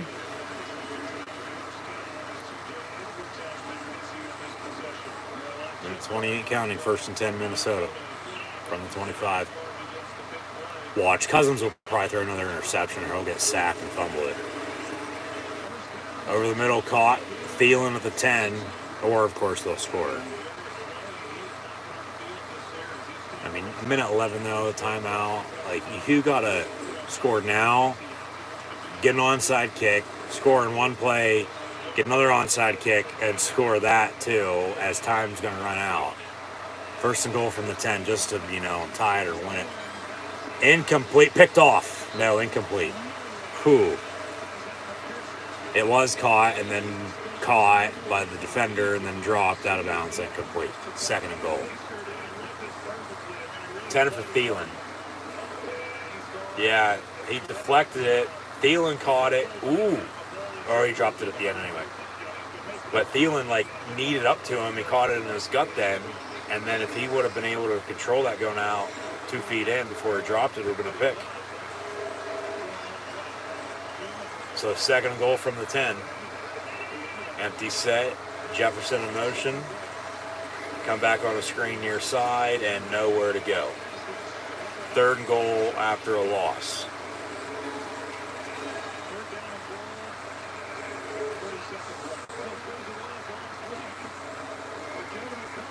Yeah, Minnesota. Yeah, you got one game, and now you're back to being what you've been with Kirk Cousins at quarterback. So hopefully you enjoyed it while it lasted. Cousins goes down the sack back at the 20. 18 seconds and counting. They got a timeout, 4th and goal. I mean, you let clock run out. I mean, you can run a play. It ain't going to fucking matter. You're going to lose by 17. Why don't you call your timeout and run a play just for hell of it? See what you do. But that sack might do it, though, too, if they let this clock run out. And they do. Final score, Eagles beat the Vikings 24-7 as Buffalo beat the Titans 41-7 as well. Thought both home teams were going to win tonight. I didn't think it'd be in a blowout fashion in both games by any means, but there you go. Thought they'd be a little bit closer. They weren't, unfortunately, but week 2 now in the books. Said my piece on what I thought about the season thus far earlier, but just once again, thanks for tuning in and listening. Hopefully you'll tune in tomorrow and on Wednesday as well for Professional Wrestling Live Watch Along Reactions. Next time you'll see me. Football will be on Thursday for NFL Thursday Night Football. Steelers Browns live here on YouTube. Saturday, college football, Penn State hosting Central Michigan at high noon. And then next Sunday, one game for the time being. It'll be the Packers and the Buccaneers at 4 o'clock, but potentially a double, maybe hell, even a triple header with the Bills and Dolphins, along with the Packers, Bucks, and Sunday football being 49ers, Broncos. But as Lisa Salters interviews Jalen Hurts here tonight, Joe Buck and Troy Aikman will sign off. I'll sign off as well. And that'll do it for myself, for host Encyclopedia Sports. Go ahead and Luke 96 live here on YouTube this evening for the Monday Night Football doubleheader with the Titans and Bills, and the Vikings and Eagles with both home teams, Buffalo and Philadelphia, winning in routes 41-7 and 24-7 respectively, along with the Monday Night Raw that I thought was a good show as well. But just once again, thanks for tuning in and listening. Be sure to like, follow, and subscribe on social media. Links in the description below, and hope everybody next time I see you for more live watch along reactions over on YouTube beginning tomorrow night, continuing on Wednesday, along with on Thursday next weekend, whether it be in professional wrestling, college football, let alone the NFL. Once again, thanks for tuning in and listening. Bills win 41-7 over the Titans, and Eagles also win 24-7 over the Minnesota Vikings.